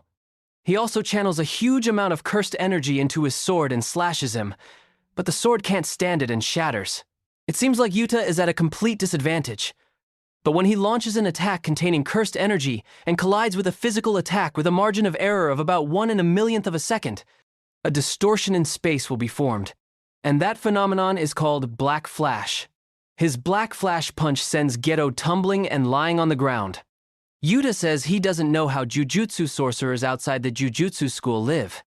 He also doesn't know if Geto's ideals are right or wrong, but to continue to be friends with everyone and to think that he deserves to live, he must take his life. Geto says if that's the case, he will also use all his strength to take Yuta's life. He says there are currently only 4 people ranked as special grade, and there are 16 special grade curses. Then, he summons one of them, and this one is called Tamamo no Mei Incarnate. He will use all 4,461 curses he has and combine them into one to beat him up with his ultimate technique, Maximum, Uzumaki. On the battlefield, some Jujutsu sorcerers are in trouble. Some have already died. But don't worry. Grade 1 Jujutsu sorcerer Kento Nanami has appeared. He rushes straight at the curse and slashes it with his superior skills. He has used Black Flash 4 times in a row, and the curse is beaten to a pulp by him. On the Kyoto side, the first and second year students of the Kyoto school also go into battle. Each student shows off their amazing abilities. The most special one is Aoi Todo, who stands before the monster that everyone fears, but he is still very cool and rushes in alone. Back to the battle of the 2 special grades, Yuta says to Rika that he thanks her for always being by his side and loving him. Now he wants to borrow her strength for the last time. He wants to stop Geto. He doesn't care what happens after that. Now, he is willing to give everything to her. From his future, his heart, and even this body. He says he loves her and is ready to die with her. The vow and the engagement ring, along with the final element, which is a kiss, Rika is immersed in that human-like emotion. Then, she releases everything she has, constantly screaming that she also loves Yuta very much. Geto realizes that he has sacrificed himself to break the limit of his cursed energy. Seeing that he has decided to go all out, he also has to go all out with him. Yuta says this is true love. Geto immediately replies, "If so, then I will be the representative of justice." The techniques of both collide with each other, creating a huge explosion that also devastates the entire school. After the earthquake, Geto has lost his right arm and is staggering to escape, with the thought that the next time he meets him, he will definitely get Rika. Once he has Rika, the other curses will no longer be necessary. But unfortunately, that next time will never happen because the blindfolded teacher is here. However, the teacher is no longer blindfolded at this time.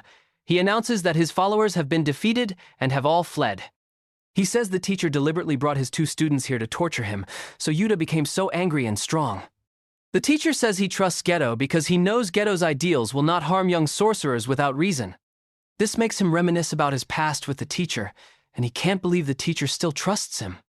Then, he gives Yuta's student ID card to the teacher, which makes the teacher think that the incident at the school was also his doing. The teacher asks him if he has any last words.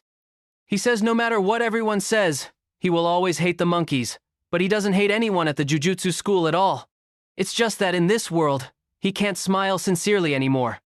Then, the teacher approaches his old friend and says his final words to his old friend, which makes his old friend not expect that the teacher would still say that at this point. So, the teacher has exorcised the curse named Geto forever.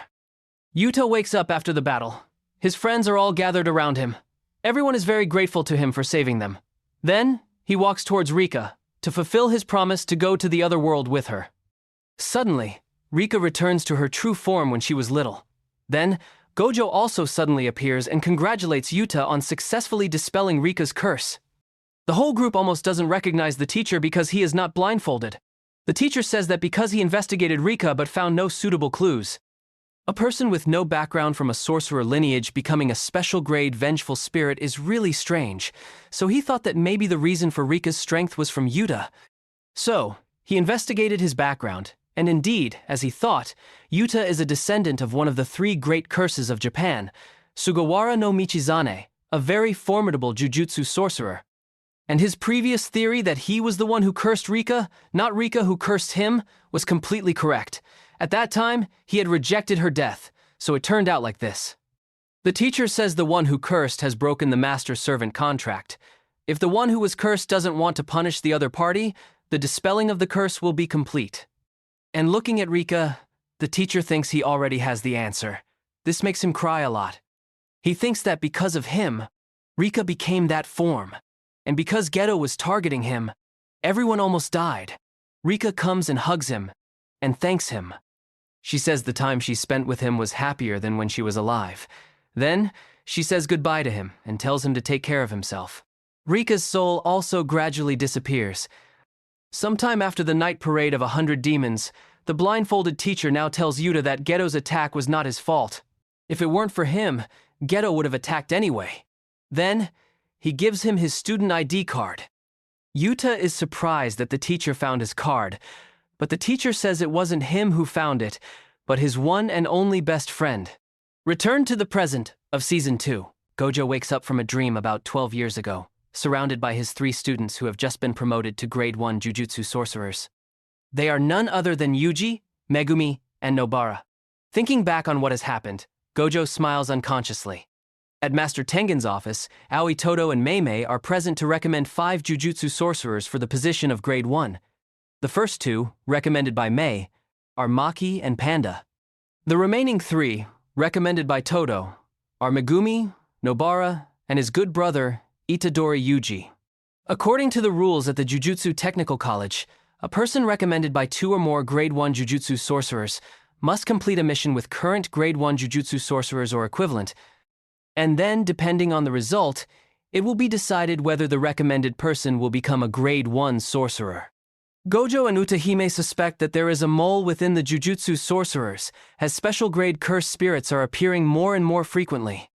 To investigate further, Utahime has sought out Yuji's group and assigned them this mission. She added that there are currently likely more than 2 moles. One of them is a high-ranking official, on par with the principal or higher, whom she fears they cannot touch. The other is a subordinate with the role of leaking information. This person is Mekamaru, because by process of elimination, he is the most suspicious. The group immediately goes to a basement where Mekamaru's true form, in the shape of Muta Kokichi, is believed to be. When the group rushes inside, they don't find Kokichi's true form anywhere. In a smelly warehouse, Geto and the stitched-faced man, Mahito, have come to see Kokichi's true form to reward him for the important information he revealed. Geto requests that Mahito use idol transfiguration to heal his body. As soon as he has a healthy body, Kokichi controls the Mekamaru robots to fight the stitched-faced man. However, against a powerful cursed spirit like Mahito, they are easily defeated. At this point, Kokichi has brought out a giant robot. This is the ultimate form of Ultimate Mekamaru, Prototype 0. Mahito is very excited to have the fight he has been waiting for, while Kokichi is trying his best to find a way to contact Gojo Satoru, because he is now his only hope of survival. However, Geto has cast a veil, blocking the electromagnetic waves around so that he cannot be contacted. With no other choice in this situation, Kokichi has used the cursed energy accumulated over a year to launch a powerful cannon blast to kill Mahito. After the powerful attack from Mekamaru, Mahito is only slightly injured on the outside because it cannot touch his soul. Kokichi's purpose at this time is to make the stitched-faced man believe that the attack from Mekamaru cannot harm him. When the plan succeeds, Kokichi takes out a cursed technique and shoots it straight at him. Mahito, at this time, still thinks that the last blow could do nothing to him, but just a few minutes later, the bullet explodes, causing him to lose focus. Then he is hit in the face with another blow.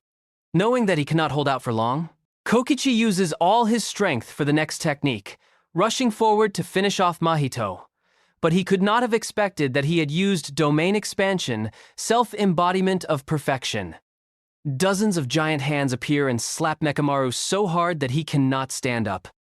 Just as the battle is about to end, Kokichi has used the ultimate move of his clan, Simple Domain, creating a domain right inside the domain of self-embodiment of perfection. This helps Mekamaru to operate again, piercing through his body, causing him not to be able to react, receiving direct damage, exploding, and then disappearing. After killing one, Kokichi immediately turns to face Geto. He currently has one more simple domain and 9 years of cursed energy to fight a bloody battle. He plans that after killing Geto, he will meet everyone again and explain everything, especially confessing his feelings to Miwa, the girl he has secretly loved for a long time. But fate does not allow him to fulfill his wish. From behind, Mahito, who is not yet dead, rushes straight into the cockpit, killing Kokichi. In fact, the explosion just now was his trap to lead him to his death. After clearing one obstacle, the next plan of Geto and Mahito is now officially underway. At 7 p.m. on the 31st of October 2018, right on Halloween night, the curse users have cast a veil, blocking ordinary people and blocking electromagnetic waves right at Shibuya Station, then sucking hundreds of people straight into it. At this time, some force has caused the trapped people to simultaneously call out the name of Gojo Satoru. What's inside? The teacher has never been afraid of anyone. Gojo Satoru has appeared, stepping inside the barrier. At Shibuya Station, Gojo has passed through the crowd of ordinary people, flying straight down to the 5th basement level, facing 2 special-grade cursed spirits, Jogo and Hanami, along with the man Choso, a person with a cursed soul. He is also the older brother of Eso and Kechizu from Season 1. Mei, along with her younger brother Ui and Yuji, has arrived at Meiji Jingumae. Through the ability to share vision with her crows, Mei has grasped some of the current problems. Some people have been transformed into cursed spirits, wandering around the 4th floor, killing people. It's possible that the curse users are trying to herd the ordinary people down to the 5th basement level because there they have created another veil to block Jujutsu sorcerers. Although she doesn't know their purpose, Mei and her brother will save the people on the 4th floor, while Yuji will have to fight a cursed spirit in the 2nd floor area. As soon as he arrives, Yuji encounters a grasshopper, cursed spirit chewing on a person's head nearby. From this guy, he learns that the stitched-face man, Mahito, is on the 5th floor below. As for him, he is here to protect the veil.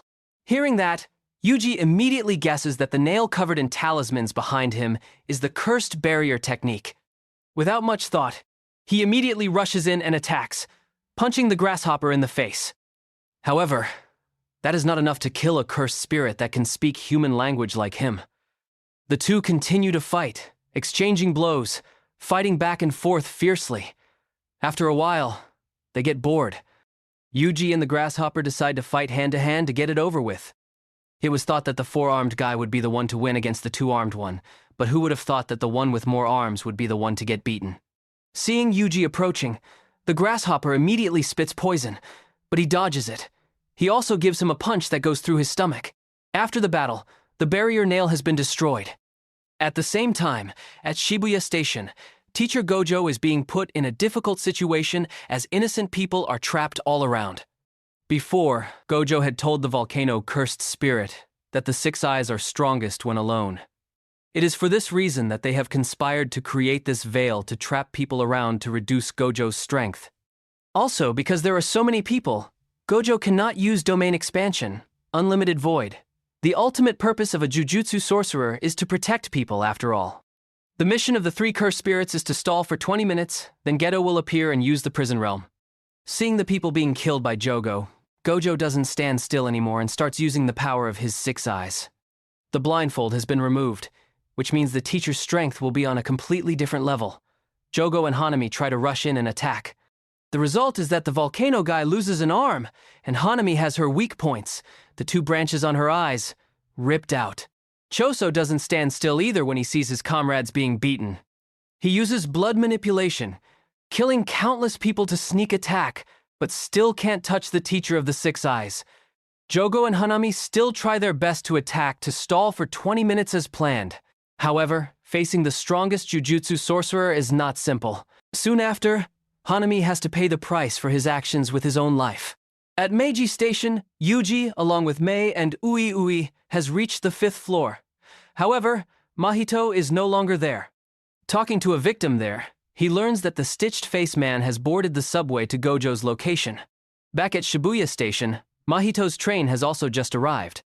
The trapped people see a way out and rush over. However, all the people on the train have been transformed into monsters by the Stitched Face Man. They rush down, killing with pleasure. Not only that, but the cursed spirits also drop many people from the upper floors and use them as human shields to attack Gojo. Facing a situation where many innocent people are being killed by the monsters, Gojo cannot ignore it. Regardless of the consequences, he activates his domain expansion for 0.2 seconds, taking a gamble to clear out the transfigured humans with unlimited void. With such a short time, he doesn't cause the people in the affected area to be disabled or have lasting side effects. Finally, the time to dispel the domain has come. During that time, the Six Eyes teacher has killed 1,000 transfigured humans in the area. This makes him have to catch his breath because he has consumed too much stamina. However, when Gojo calms down, he discovers that he has fallen into the trap of the cursed spirits. In front of him is the prison realm, which can imprison anything. As long as the target stands within a 4-meter radius for 1 minute, they will be swallowed by it. The Six Eyes teacher realizes the problem and is about to leave when Geto suddenly appears. Seeing his old friend makes him seem to freeze. The beautiful memories of the past begin to flood back. Lost in thought, Gojo is captured by the prison realm. Now Gojo knows that the person in front of him is not Geto but Kenjaku. He is a curse user who has existed for over 1,000 years by using his innate technique that allows him to transplant his brain into others to control them. The reason he stole Geto's body was to use his cursed spirit manipulation technique. Gojo has tried to wake his friend up. Indeed, after his words, Geto has regained consciousness. One hand tightly chokes Kenjaku. However, just a few minutes later, he has regained control. To avoid a long and complicated night, Kenjaku has closed the prison realm, locking Gojo inside. After completing the sealing, on Yuji's side at this time, he has learned that Gojo has been sealed through the automatically activated insurance of Mekamaru. The reason he informed him was because Yuji himself had the least possibility of being a mole. Currently, Shibuya is surrounded by 4 barriers. Among them, the third barrier is the veil that prevents Jujutsu sorcerers from entering.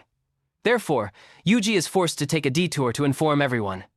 The goal of all Jujutsu sorcerers has changed after Gojo was sealed. Since they will launch a full-scale attack on Shibuya to rescue Gojo, if the Six Eyes teacher disappears, both the Jujutsu world and human society will be turned upside down. At 21:22 p.m., at Shibuya Station, all 3 groups of Jujutsu sorcerers could not wait for orders and directly broke into the barrier to support Gojo. They had no idea that the Six Eyes teacher had been sealed in the prison realm by the cursed spirits. On the 5th floor, Gojo has been sealed inside, but the prison realm has not yet finished processing Gojo Satoru's information, so for the time being, Kenjaku and his comrades cannot move it away. Yuji at this time has also learned that the cursed spirits cannot take the prison realm away through Mekamaru. He speeds up to get there. On the way, he also quickly deals with the transfigured humans, ending their suffering. As soon as he arrives, Yuji climbs up a tall building and loudly informs everyone. Teacher Nanami, upon hearing this, immediately changes his plan. All of them will gather with Yuji's group. On the cursed spirit's side at this time, they are not in a hurry to leave. They want to take revenge on Yuji and release Sukuna to be their ally. After all, Gojo is trapped, so the Jujutsu sorcerers no longer have the advantage as before. Nanami and Yuji's group have gathered. After grasping Gojo Satoru's current situation, the group begins to split up. Teacher Nanami has entrusted Yuji and Megumi to Ino to watch over, and the mission of all 3 is to find the curse user who is protecting the veil.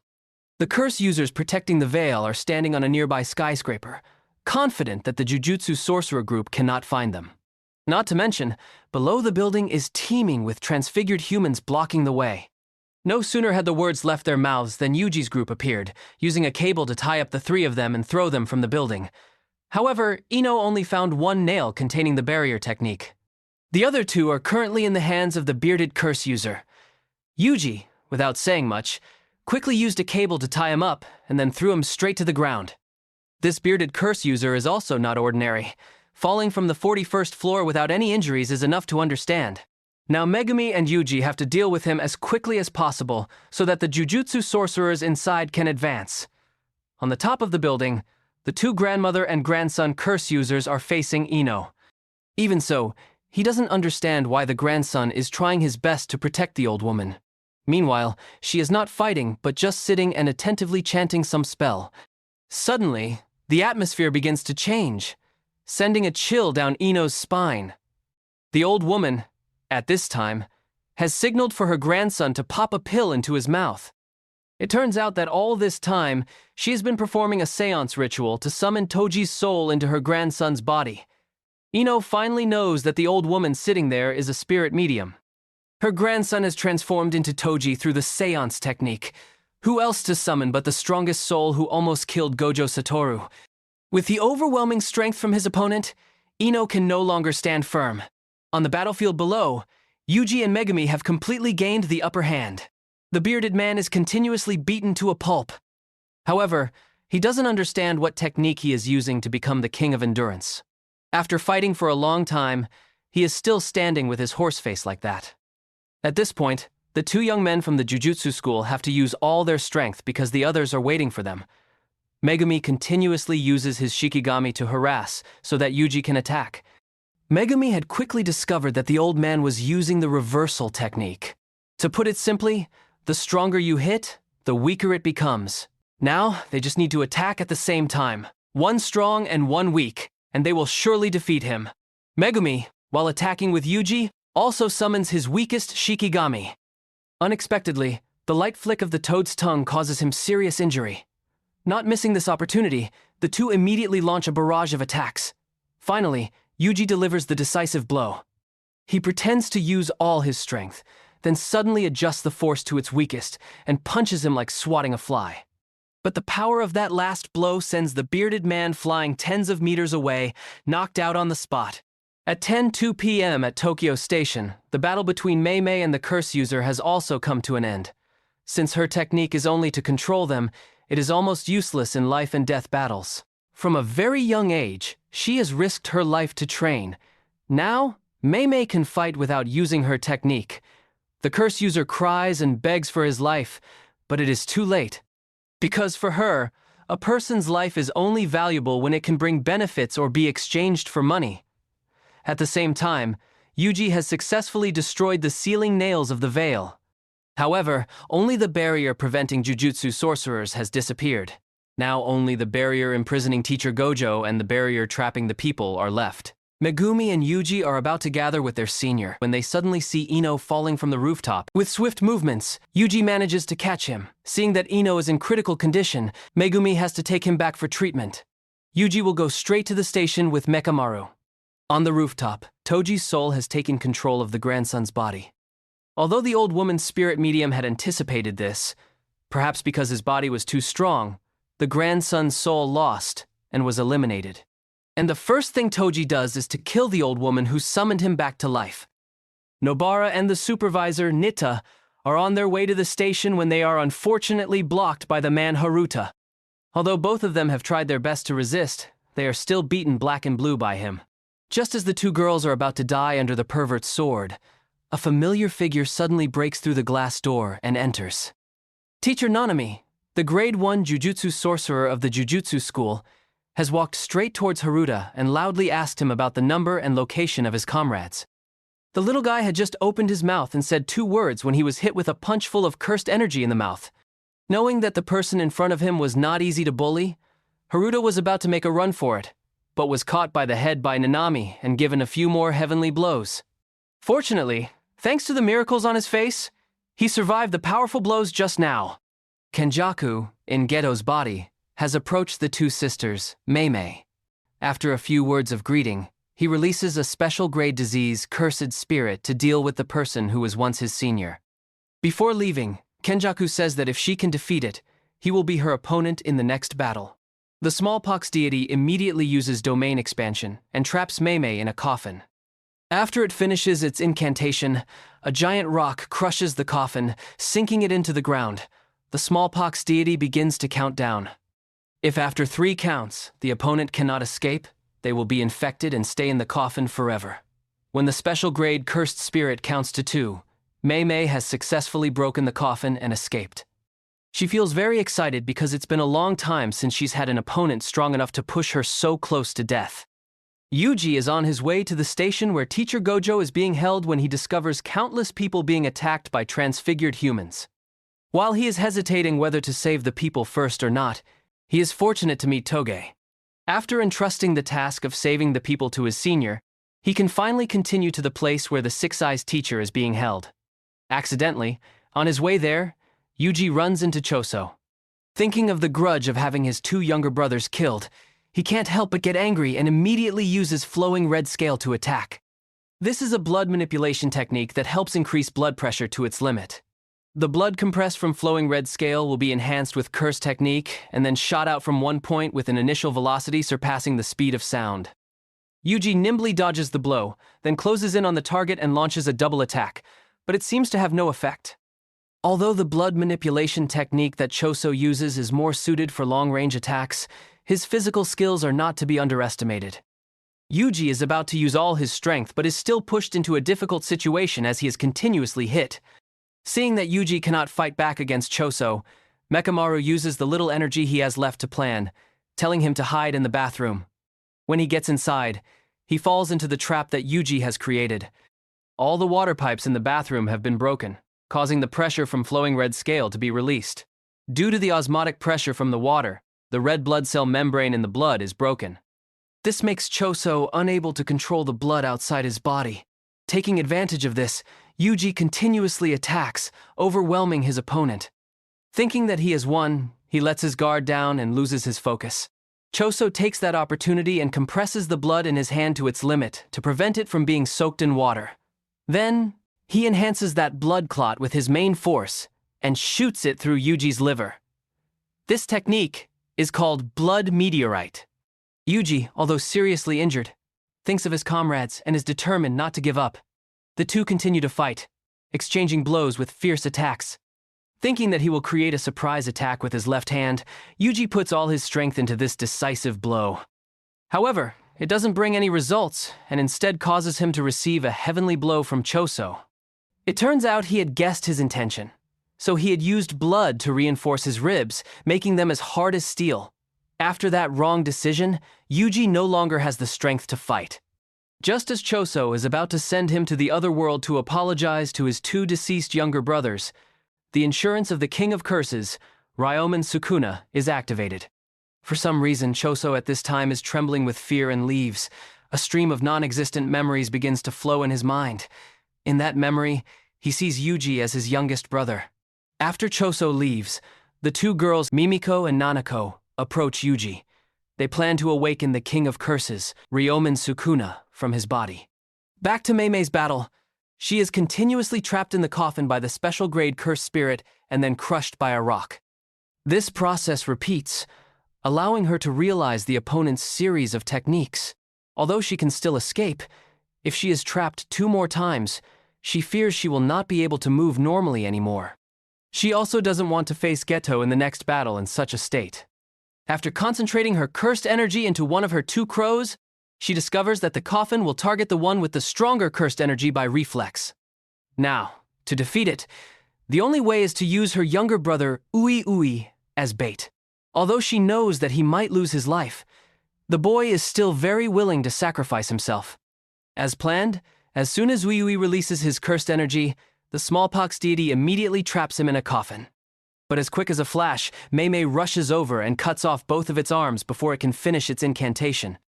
Unable to use its cursed energy, the special-grade cursed spirit decides to launch a surprise attack to kill the target. However, Meimei has already anticipated this and responds with a bird strike. This technique forces the crows to commit suicide by removing the limit on their cursed energy, then they rush straight at the enemy, creating a huge amount of damage. After defeating the smallpox deity, it's now time for her to face Kenjaku in the next battle. At another front, Nanami, after saving Nobara and Nida, has gathered with Naobito and Maki. The enemy they are facing is Dagon, one of the powerful cursed spirits that can speak human language like Mahito, Jogo, and Hanami. Although this battle has the participation of 2 Grade 1 Jujutsu sorcerers, Naobito and teacher Nanami, Dagon can still cope. Just as he is about to launch his technique to attack, with Naobito's projection technique, he is unable to react. This technique helps him divide 1 second into 24 frames, causing his attack speed to be pushed to an extremely fast level. While activating the technique, any target touched by Naobito's hand will have to move in units of 1/24 of a second like him. If they can't, the target will be turned into a frame and receive great damage after being physically impacted. Besides Gojo Satoru, Naobito is the fastest Jujutsu sorcerer of all time. Seeing himself being pushed into a corner, Dagon immediately uses domain expansion, called Horizon of the Captivating Skanda, bringing all 3 Jujutsu sorcerers to a beach. There, the target will be attacked by his Shikigami. These are guaranteed hits that cannot be blocked. Since Naobito can use a technique to counter his domain, Dagon decides to use 70% of his attack power for the next blow to take him out first. Hundreds of water monster Shikigami are summoned, rushing to bite and tear the 3 Jujutsu sorcerers without mercy. Maki tries to resist but is kicked by Dagon and sent flying tens of meters away. Just as he is about to kill her, Megumi uses his own domain expansion to invade, just in time to give her Playful Cloud, a special grade cursed tool. With Playful Cloud in hand, Maki doesn't hesitate and hits the octopus with a heavenly blow, sending it straight into the sea. Thanks to Megumi's appearance, the guaranteed hit effect of his domain has been nullified. The 2 domains are now in a tug of war, so Dagon decides to attack Megumi first. Not letting that happen, Teacher Nanami has arrived in time to protect his junior, continuing to maintain the domain expansion. Naobito, although with only 1 arm, is still full of energy and fights with Dagon to the end. Megumi, at this time, cannot hold out much longer. He plans to create an exit under his feet for everyone to escape from the domain of the octopus. However, man proposes, God disposes. At the location of the exit, someone is entering. He is Fushiguro Toji, and also Megumi's late father. When Toji appears, everyone is clueless about what's happening. Only Naobito knows his identity because he is also a member of the Zenin clan. The reason Toji exists until now is because the seance technique of the spirit medium before was missing the condition to end. It was supposed to end when the grandson's cursed energy ran out, but because of Toji's special body that doesn't consume cursed energy, the technique has lost control. Now, Toji has become a killing puppet, always heading towards the strong. Without hesitation, he immediately moves to snatch the special grade cursed tool, Playful Cloud, from Maki's hand, then hits Dagon with heavenly blows. Even though he is inside his own domain, when facing Toji, the octopus has no chance of winning at all. Continuously are the powerful attacks launched by the Zenin assassin, crushing the target. The battle ends quickly. Toji has sharpened the 2 ends of Playful Cloud, then rushes to stab the octopus's head repeatedly, finishing him off in a flash. After Dagon dies, his domain also disappears, and the group has returned to the station. The next killing target that Toji aims for is Megumi.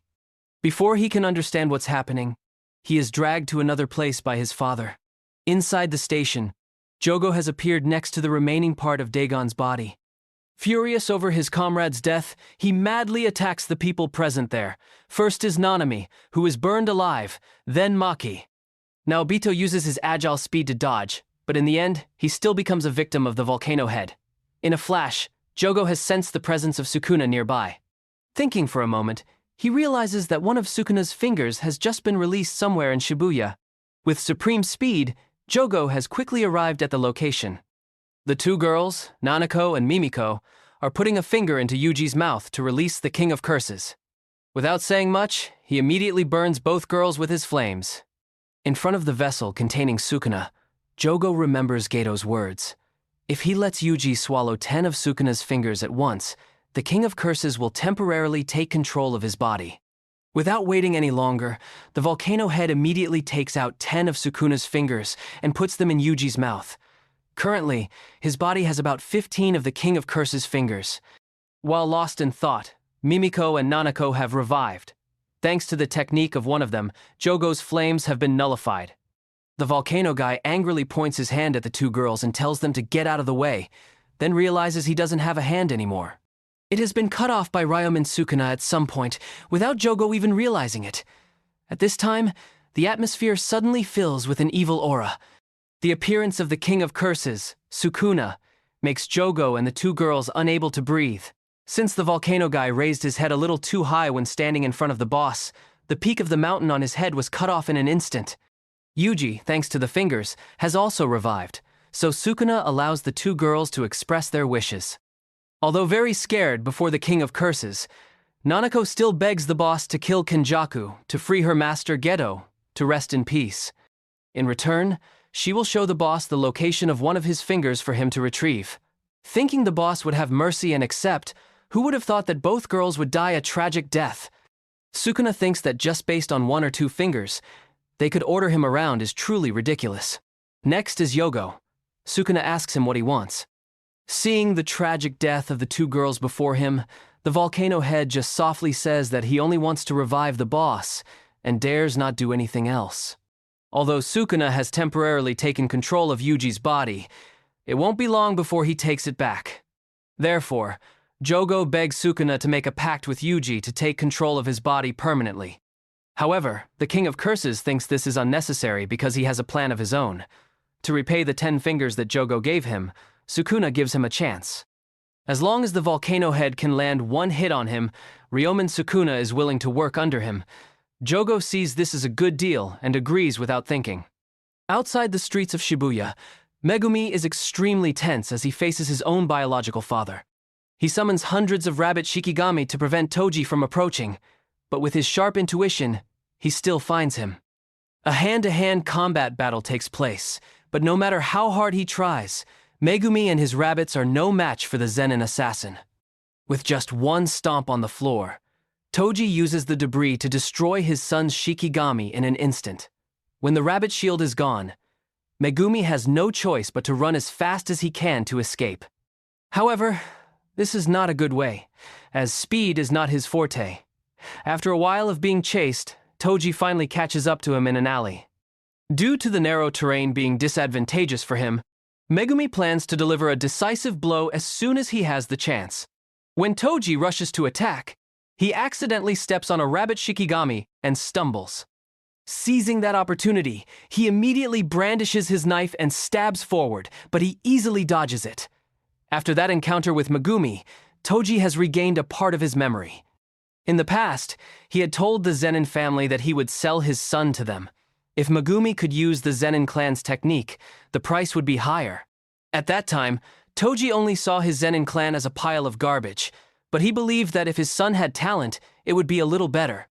Returning to the present, Toji asks for Megumi's name and learns that he has taken his mother's surname, Fushiguro. Knowing that his son did not take the Zenin clan's surname, he smiles and then uses Playful Cloud to stab himself in the head, committing suicide. Megumi walks over to check and discovers that this is the body of the spirit medium's grandson. Since his body is seriously injured, he plans to go back and see Shoko for treatment. Unexpectedly, as soon as he turns around, he is suddenly slashed by Haruta. Meanwhile, Kusakabe and Panda are going for reinforcements when they encounter two curse users who used to work under Geto, blocking their way. Just as the two sides are about to fight, the aftershocks from the battle between Sukuna and Jogo make them stop. The fierce battle between Jogo and Ryomen Sukuna has turned Shibuya into a mess. He has tried to use all his strength, but in the end, the volcano head still dies at the hands of the King of Curses. Jogo has gone to the other world to meet his deceased comrades, Hanami and Dagon. Now only Mahito is still alive to carry out their ideals. After Jogo is killed, Sukuna meets Uraume, an androgynous person of unknown gender. He is also a close subordinate of the King of Curses about 1,000 years ago. Megumi is now covered in injuries and is almost unable to fight. However, to face Haruta, he is willing to sacrifice himself to perform a special exorcism ritual from his 10 Shadows technique. In the past, Gojo Satoru once told him that the relationship between the Gojo and Zenin clans was like fire and water. It could be that a long time ago, the incumbent clan heads of the two families fought each other in a tournament where the emperor and nobles were the audience. At that time, both clan heads died.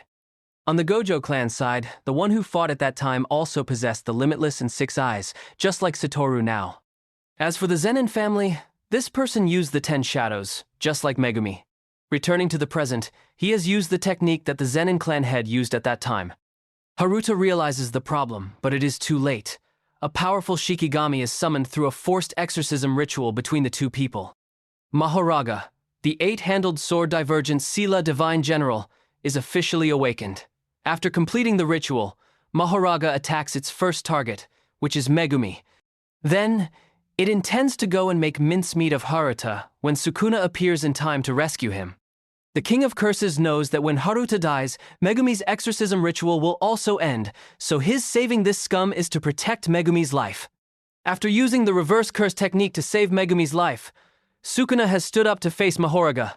The battle begins. The Shikigami immediately draws a sword of extermination, which carries positive energy specialized in dealing with cursed spirits, to slash at Sukuna, but he blocks it. Then, the Jaya technique is released, sending both flying tens of meters away. The more he fights, the more excited Sukuna becomes when he knows that Mahoraga's body can recover incredibly quickly. Not to mention, this Shikigami can also see through the opponent's technique. If the battle drags on, sooner or later, all of the King of Curses' attacks will be figured out by him. The aftermath of the battle has devastated all of Shibuya and caused many innocent people to die. However, these two guys don't care at all. They grab whatever they can to beat each other up. Even a tower or an airplane is picked up and thrown around. After a while of exchanging blows and fighting chaotically, Sukuna realizes that Mahoraga possesses something similar to the Yamata no Orochi. This helps it see through the opponent's technique and recover its body quickly. If it were Sukuna in the first encounter with Megumi in Season 1, he might have died at the hands of this Shikigami. It is because he is fascinated by this power that the King of Curses saved Megumi's life and could not let him die. To end the battle quickly, Ryomen Sukuna immediately uses domain expansion, Malevolent Shrine. Sukuna's ability is different from other domains in that it does not separate space with a barrier. Malevolent Shrine allows the realization of a domain without closing the barrier. This is like not needing paper, but still being able to draw directly in the air. Due to the binding that allows the opponent to escape, the guaranteed hit range is increased to a maximum radius of 200 meters. However, after considering the effect it could have on Megumi, Sukuna has narrowed the radius down to 140 meters. All targets within the domain of Malevolent Shrine will receive continuous slashes until the domain ends. To be sure, Sukuna also uses a powerful attack that causes the entire domain to explode violently. Finally, Mahoraga is also defeated at the hands of the King of Curses. Haruta, thinking that he has been spared, immediately runs away happily. Who would have thought that after just a few steps, he would die instantly? Sukuna knows that the time for Yuji to regain his body is coming, so he has brought Megumi to teacher Yaga and Shoko for treatment, then teleports to the highest place in Shibuya to return the body to its vessel. Yuji, upon regaining consciousness, is speechless when he sees that all of Shibuya is now in ruins like a battlefield. All the gruesome images of Sukuna's previous actions flood his mind, causing his little heart to be unable to bear it. Nanami is still alive after being burned by Jogo. More than half of his body has been destroyed. He once had a wish that he would go to Malaysia and live a peaceful life by the sea, but now it seems that it will not come true. Even if his body is tattered, he still tries his best to rush into battle with the transfigured humans. While fighting, he thinks of a beautiful future that he will never reach. Suddenly, from behind, Mahito appears and touches Nanami's back, just as Yuji runs over. Before his soul is destroyed by the stitched-faced man, he looks towards Yuji and says, "You've got it from here," then disappears into 100 pieces. Witnessing the teacher who had accompanied him being killed right before his eyes makes him unable to keep his composure. Yuji rushes forward to fight a life-and-death battle with Mahito. However, the people he has absorbed are used as human shields, making him unable to attack. The price for his hesitation is being stabbed in the face by the stitched face man. In addition, Mahito also transforms his hand into his deceased friend's face to mock Yuji. If it were the him of the past, his anger would have clouded his judgment. But now, after witnessing teacher Nanami's death, Yuji calmly analyzes and puts himself in his teacher's shoes. At this moment, he realizes that his responsibility is to be a jujutsu sorcerer.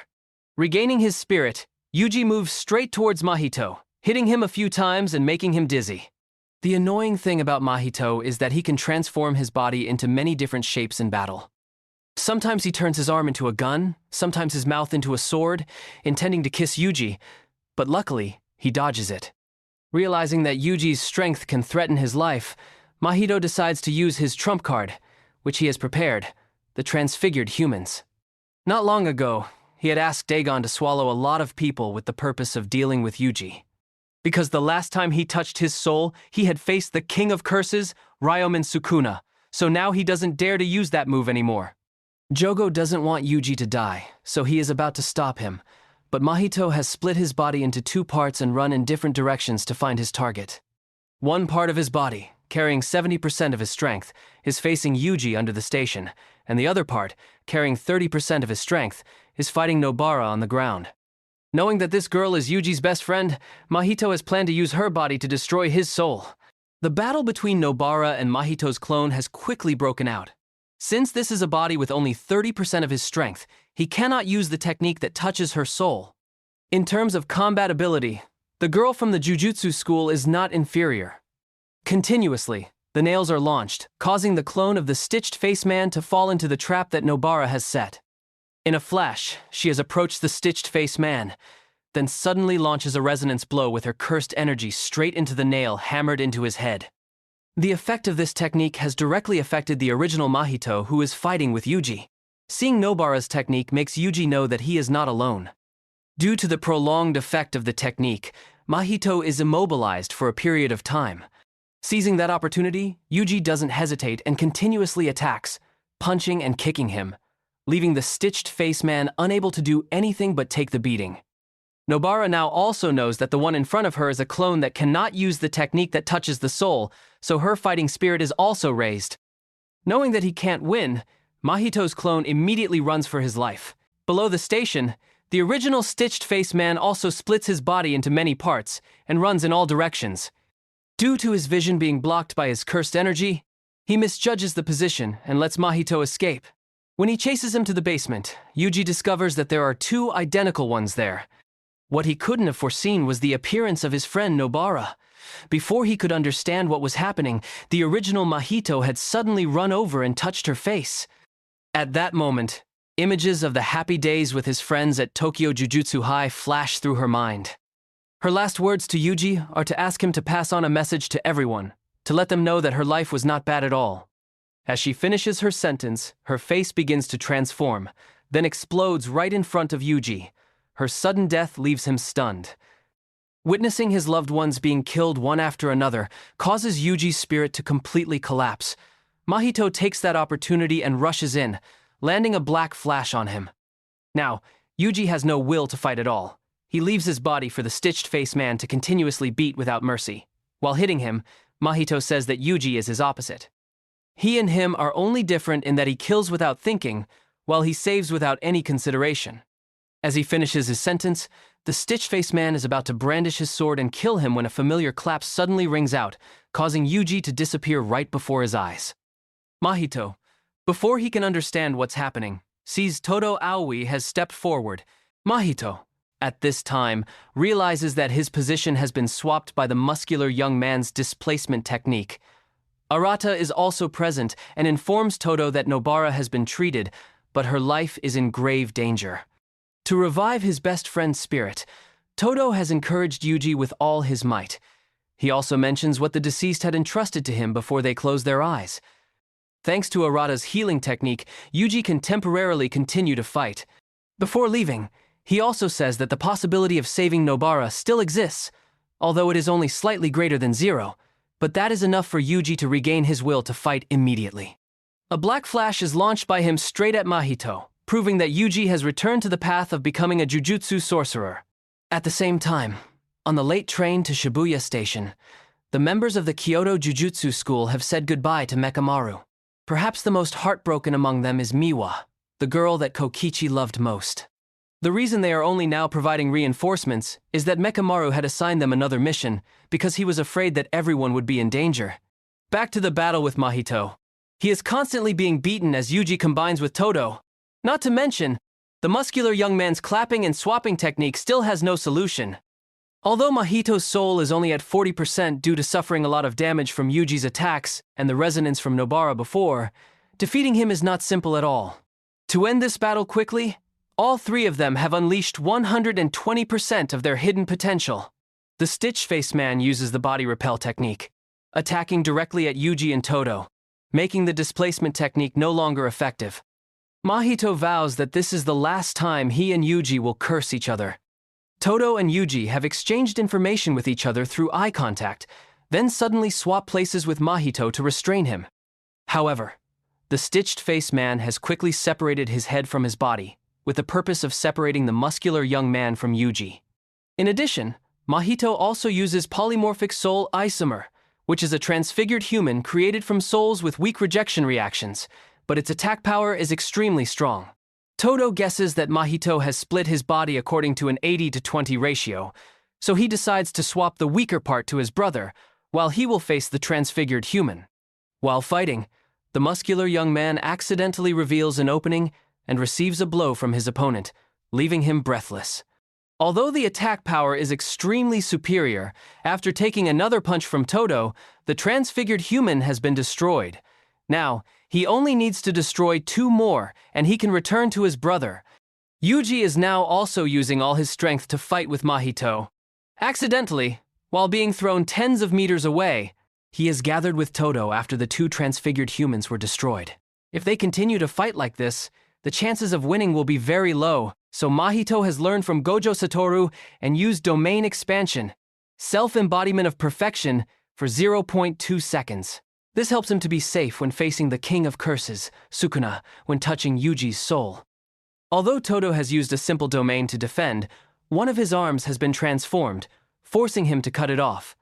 Thinking that the muscular young man can no longer clap, Mahito rushes in to launch a black flash, then intends to touch his soul. At that moment, the pendant on Todo's neck falls off, revealing 2 pictures of a female idol and his brother Yuji. This seems to give him more motivation, helping him use his remaining arm to hit Mahito's hand, swapping places with Yuji. In response to his senior's sacrifice, he has launched a black flash straight at the stitched face man, causing him to be in pain. Todo's hand, due to touching Mahito's body, has been transformed, leaving him with no strength to continue the fight. The remaining battle, he entrusts to his best friend. Mahito, after receiving the black flash from Yuji, has helped him realize the true nature of his soul. The idol transfiguration of the stitched face man has been raised to a new level. It is called the instant spirit body of distorted killing. From the moment he is in his new form, Yuji has felt a completely overwhelming power from Mahito. Continuously are the blows that push him into a difficult situation. Knowing that to defeat the stitched face man, Yuji needs to launch a black flash with all his cursed energy, but to do that, he needs to create a surprise attack. Without waiting for his junior to speak, Todo, though disabled, is not useless. Although he only has 1 arm and a part of his forearm, that decisive clap has helped to turn the tide of the battle. Yuji is suddenly swapped just as Mahito's black flash rushes over, leaving him unable to react in time. A punch carrying all the main force is launched by him straight at the stitched face man, causing him serious injury. The battle is also coming to an end as Mahito's reserve of transfigured humans is no more. Now, when standing in front of Yuji, the stitched face man is no different from a rabbit being hunted by a wolf. He also vows that he will kill him whenever he can. As long as he is still breathing, he will still be killed. However, Yuji has not had time to act when Geto appears. Seeing his comrade arrive, Mahito cries and begs in a truly pathetic way. The reason Geto appeared to interrupt Yuji's battle was because the 2 Mei sisters had run away. Thanks to Yui's technique, the 2 of them are now in a luxury hotel in Malaysia, no longer involved in the battle. Back to Yuji. Because of a desire to free Teacher Gojo from Geto's hands, he couldn't restrain himself and rushed to attack. The result was that after receiving a blow from the cursed spirit manipulation, he couldn't stand firm. But when Geto was paying attention to Yuji, Mahito took that opportunity to sneak attack him. But the plan failed. The price for that action was that the stitched face man was absorbed into a gem by his cursed spirit manipulation. Currently, Yuji is not a match for Geto because besides domain expansion, he has another powerful move called Cursed Spirit Manipulation Maximum, Uzumaki. This technique allows Geto to combine the cursed spirits he has absorbed into one and attack his opponent continuously with a super high density of cursed energy. The true value of Uzumaki only appears when using cursed spirits of semi-grade 1 or higher. He calls it extracting the technique. After finishing his sentence, Geto has absorbed the gem imprisoning Mahito to increase his own strength. It just so happens that when he sees the members of the Kyoto Jujutsu School have also arrived in time to reinforce, thanks to Momo's signal, Kamo and Mai have simultaneously attacked. However, with just his bare hands, Geto can block them all. Miwa also suddenly appears from behind him and launches a Batto attack, but it seems to have no effect at all. Her sword is even easily broken by him with just one swing of his hand. In response, Geto doesn't hesitate to launch Maximum Uzumaki straight at Miwa. It seems she must die after that last blow, but luckily, Kusakabe has arrived in time to rescue her. Choso has also suddenly appeared before Geto with a look of hatred. He has investigated and knows that Kenjaku in Geto's body was previously Kamo Noritoshi, the person who mixed his blood with Choso's parents to give birth to him. It can also be said that Kenjaku is Choso's father. Utahime realizes that Noritoshi is the stain of the Kamo family and also the most evil jujutsu sorcerer in history. Kenjaku at this time also admits that it is just one of his countless names, so he can be called whatever they want. Choso cannot keep his composure and uses piercing blood to attack, but Uraume has appeared to block it.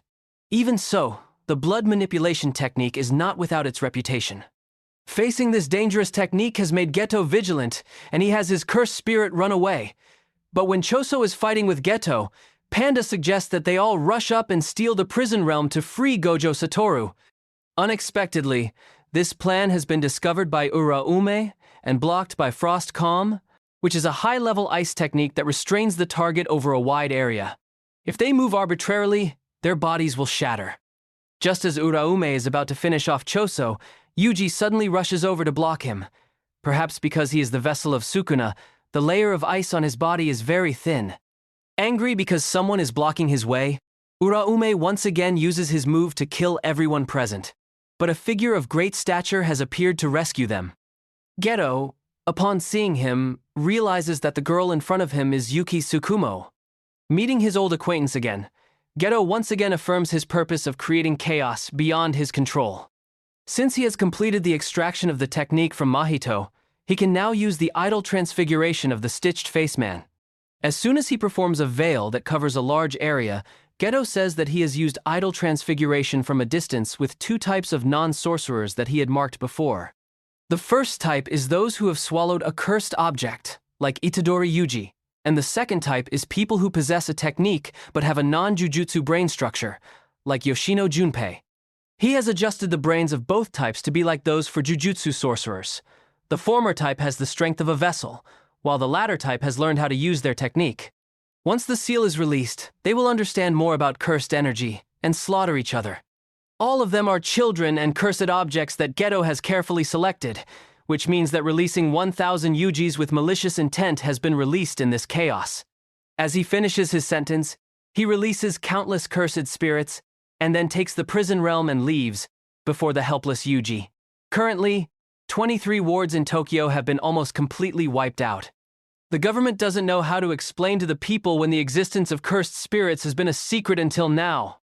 Inside the city, a little girl named Rika is almost eaten by a cursed spirit, but is luckily saved by the special grade Jujutsu sorcerer Yuta Okkotsu.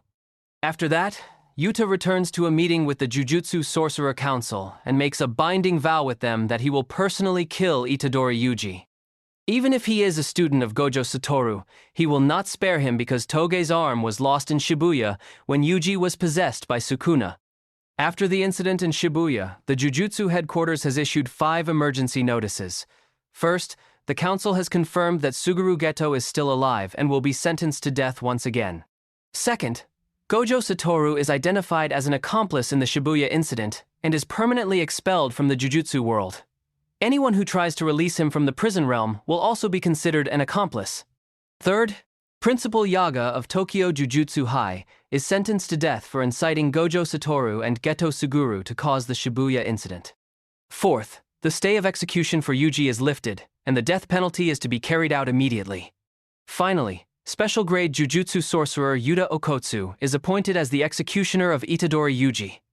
And that brings us to the end of Season 2. We've covered 2 intense seasons and the blockbuster movie of Jujutsu Kaisen together. If you enjoyed this recap, please hit the like button and subscribe to Anime Recap for more. If you'd like a summary of the Jujutsu Kaisen story continuing into the manga, just let me know in the comments below. Thank you for watching, and I'll see you in the next one!